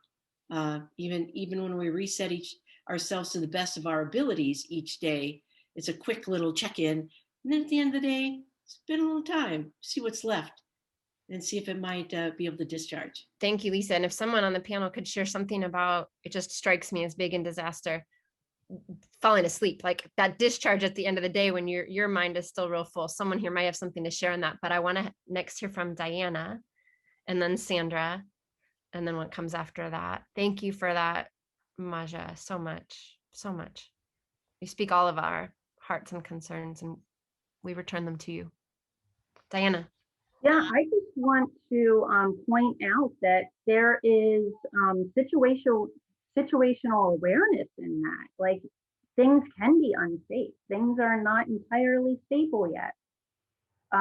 So that is really being oriented to your present. You know, when you're driving around looking for a safe place to walk or to park, that is real. That is appropriate in this situation. My thought is to not only be looking for perhaps the dangers or the risks, but also looking for what is safe. You know, what does look good? What in this big picture of anticipating a possible risk, you know, where is the safety? Because my guess is that there is just as many safe areas, if not more. And even if it's away from that like inner city place of where, you know, the buildings are old and there is crumbling happening, taking the time when you are in other areas to really take in the environment and be like, yeah, there's nothing that's going to fall here. Or, hey, I'm in the woods, like the trees are pretty sturdy, like just taking in those moments of where there is safety, because that is just as important and as appropriate for safety, for self-care and taking care of yourself, and safety for yourself and for your child. So there is appropriateness in that experience that you are having. You need to keep yourself safe.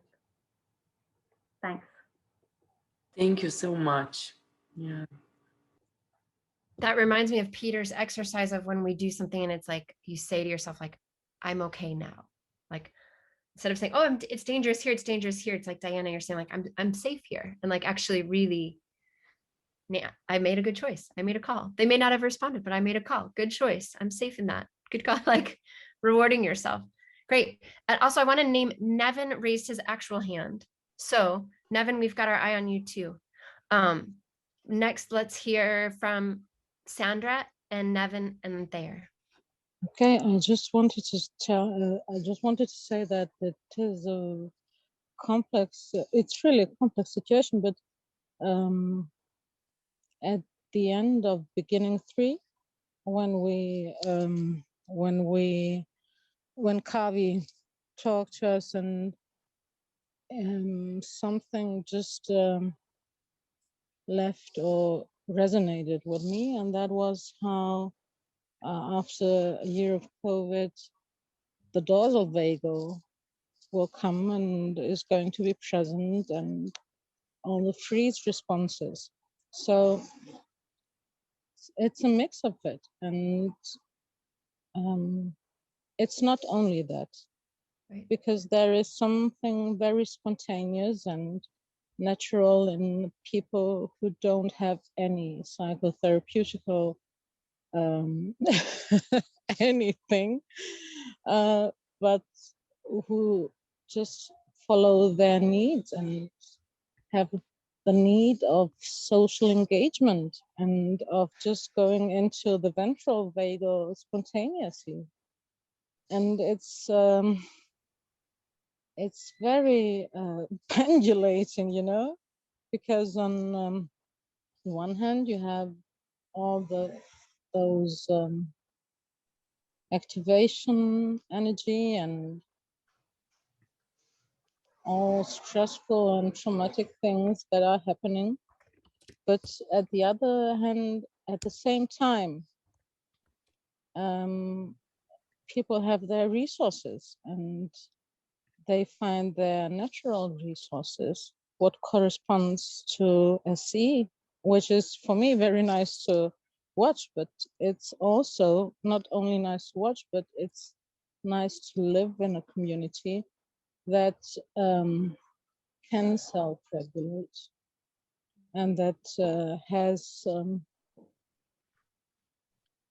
a need for it.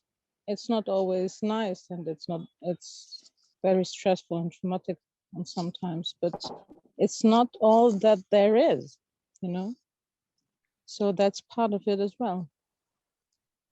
And that's all from me. Thank you. Very good. Thank you, Sandra. Very beautiful, beautiful share. Just so real. Where exactly we're at in the range of where we're at. And some people have no language for talking about self-regulation. I mean, this sounds like we're talking about a visit to the planet Mars. Then we talk about titration, pendulation, and all that. And, you just have to get with what comes naturally around social engagement sometimes. Beautiful. Thank you. I'm listening what you're saying, and for me, most helpful is a little of exercises that you're mentioning. All that you are that are longer in the SC. So I'm thinking through my head, how would I grab that and through my system let it. So that's most helpful for me. And I don't know. everything else what the colleagues said, it's true about situation in our country, and you can see all different types of problems, and the people are trying to resolve them in whatever way they can. So I'm always thinking in my head, what is true SC or some other techniques, what could you do and how to help them. So that's I'm always in the training. Yeah, So sure. that's it. Beautiful. And may we all be always in the training. Yeah. Right? I mean, I think Peter and the faculty acknowledge all the time how much somatic experiencing is a synthesis of some things that, you know, go back to very ancient cultures. You know, we're bringing all of these concepts together to make them useful when we need, how we need. So I bet Thayer and Lisa have something to say to that. Yeah, thank you. I guess I just wanted to just name one thing that might be helpful for everybody in working in pretty much any kind of trauma or disaster is that, like, one of the, I think the beautiful things about SC, kind of like what Ami was saying, is that it gives language to people's experience that they wouldn't normally been able to articulate. So I think a lot of times for many people, when people are feeling dysregulated, an enormous amount of shame comes up around how you might be feeling. Like, and even with those of us who are working in as emergency workers, this kind of imaginary ideal that we have that, you know, why do emergency workers always have to remind themselves to take care of themselves? Because a lot of us are working on that we shouldn't have to, right, to some degree. And so, because there's maybe some shame around having some feelings around this. So I think what I love about somatic experiencing, especially when you're helping, is just the simple intervention of giving some language to people's experience so they don't feel like they're crazy.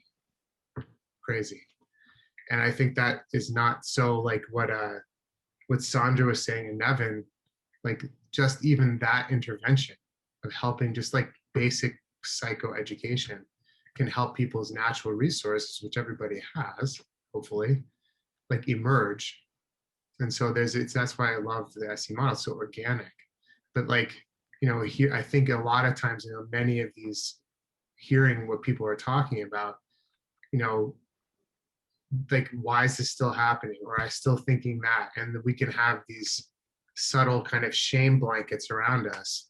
And for us as practitioners or helpers to recognize that and know that a lot of people are having these reactions and probably having reactions to their reactions. And I think in order to access those natural resources, to name that for some people can sometimes really just free people up to do what they need to do, or be able to listen, or be able to act, or it destigmatizes fight, and freeze. So I just want to put that out there as something that can be really helpful, just as a first layer of helping people.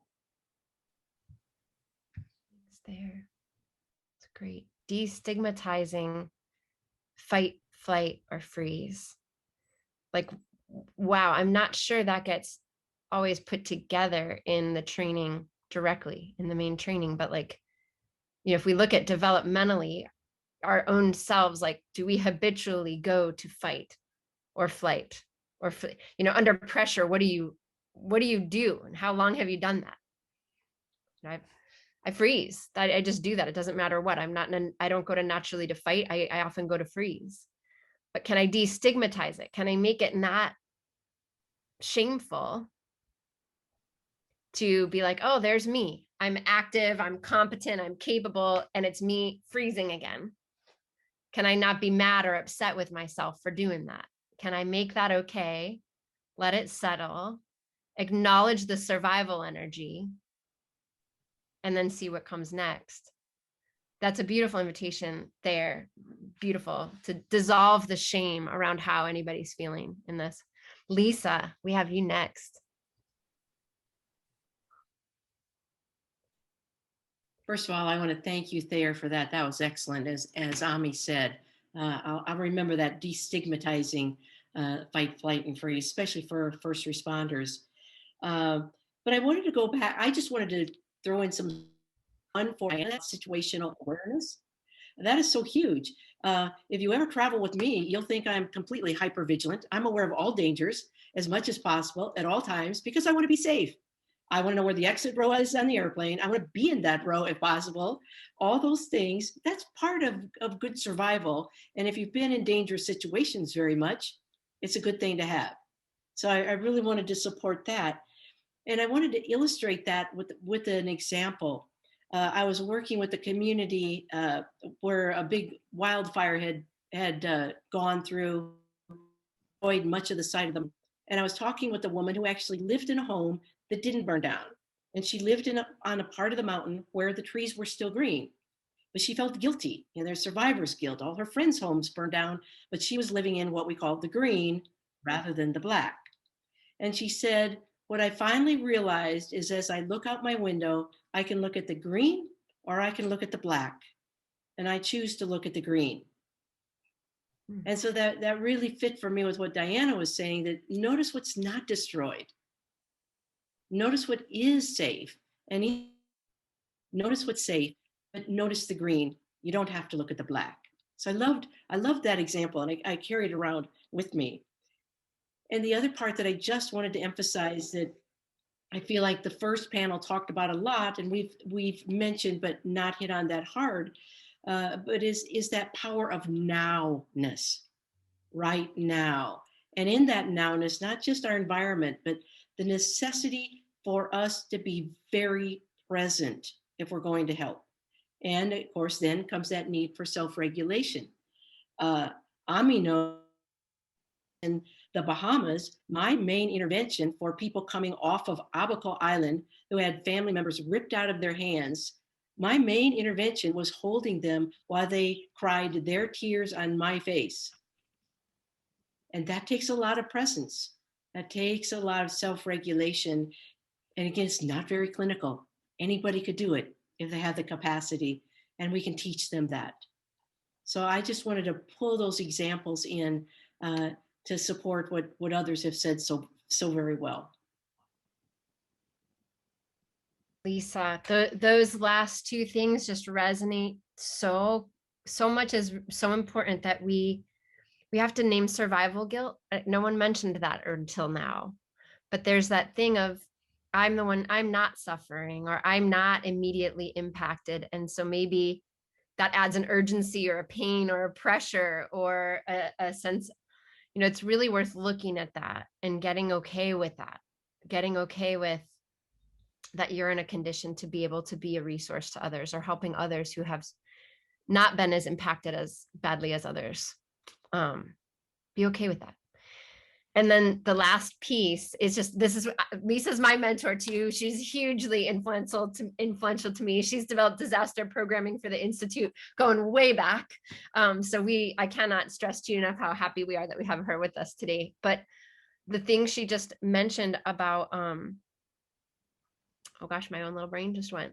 This is not a Zoom freeze. This is a brain freeze. What was the last piece? Being not clinical. So that's the really tricky bit. And you're learning to be incredible clinical providers in some way or another, and how to have a really stable practice. And suddenly you might find yourself in a grocery store in a line with others who are all surviving, and you realize this is where your service is right now in your community. It's non-clinical environments, and you want to be a resource there. And so that's even more why this power of now and this willingness to be your own human, self-regulated with others, helping them get regulated and supported is really important. It's okay to go through break a little bit of clinical boundaries in disaster response.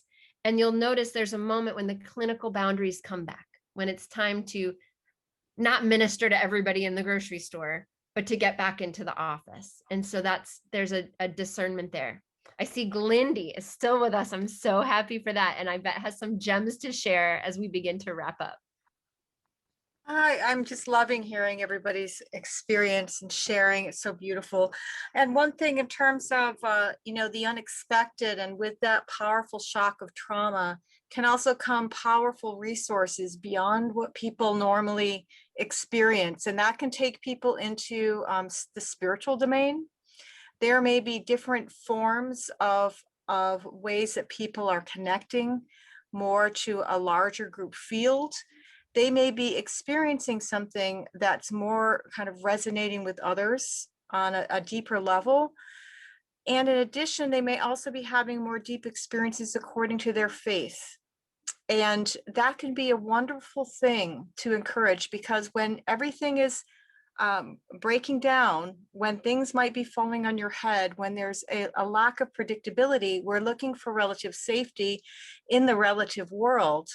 And often what people also turn to is, what's not relative?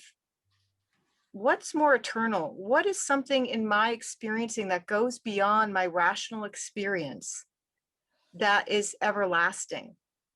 So this is one of the biggest resources that there can be. And it's incredibly moving for me in a disaster setting to watch and feel that it's already there. And sometimes if we're just open to that, it emerges as part of the resourcing. Incredible resources come, and it will come oftentimes in the languaging of that person's faith, and sometimes it's beyond what their traditional faith is, and it's something more immediate. And when we can be curious and lean into the experiencing of that with somebody, they can feel a deep sense of joining, and also integrate that into them. Sometimes it's a little bit split off, and they just need a little bit of that supportive nurturing of that to bring it into the body. And what's that feel like in your body when you feel that beautiful sense of connection with God? Or when you had that image, that spontaneous image of Jesus coming to you, when you had that sense of interconnectivity, can we be with that for a little bit? So there's a powerful resource often that comes that's often beyond what a person even has experienced before. And even that can be hard to integrate. So I just wanted to speak to that. And thank you.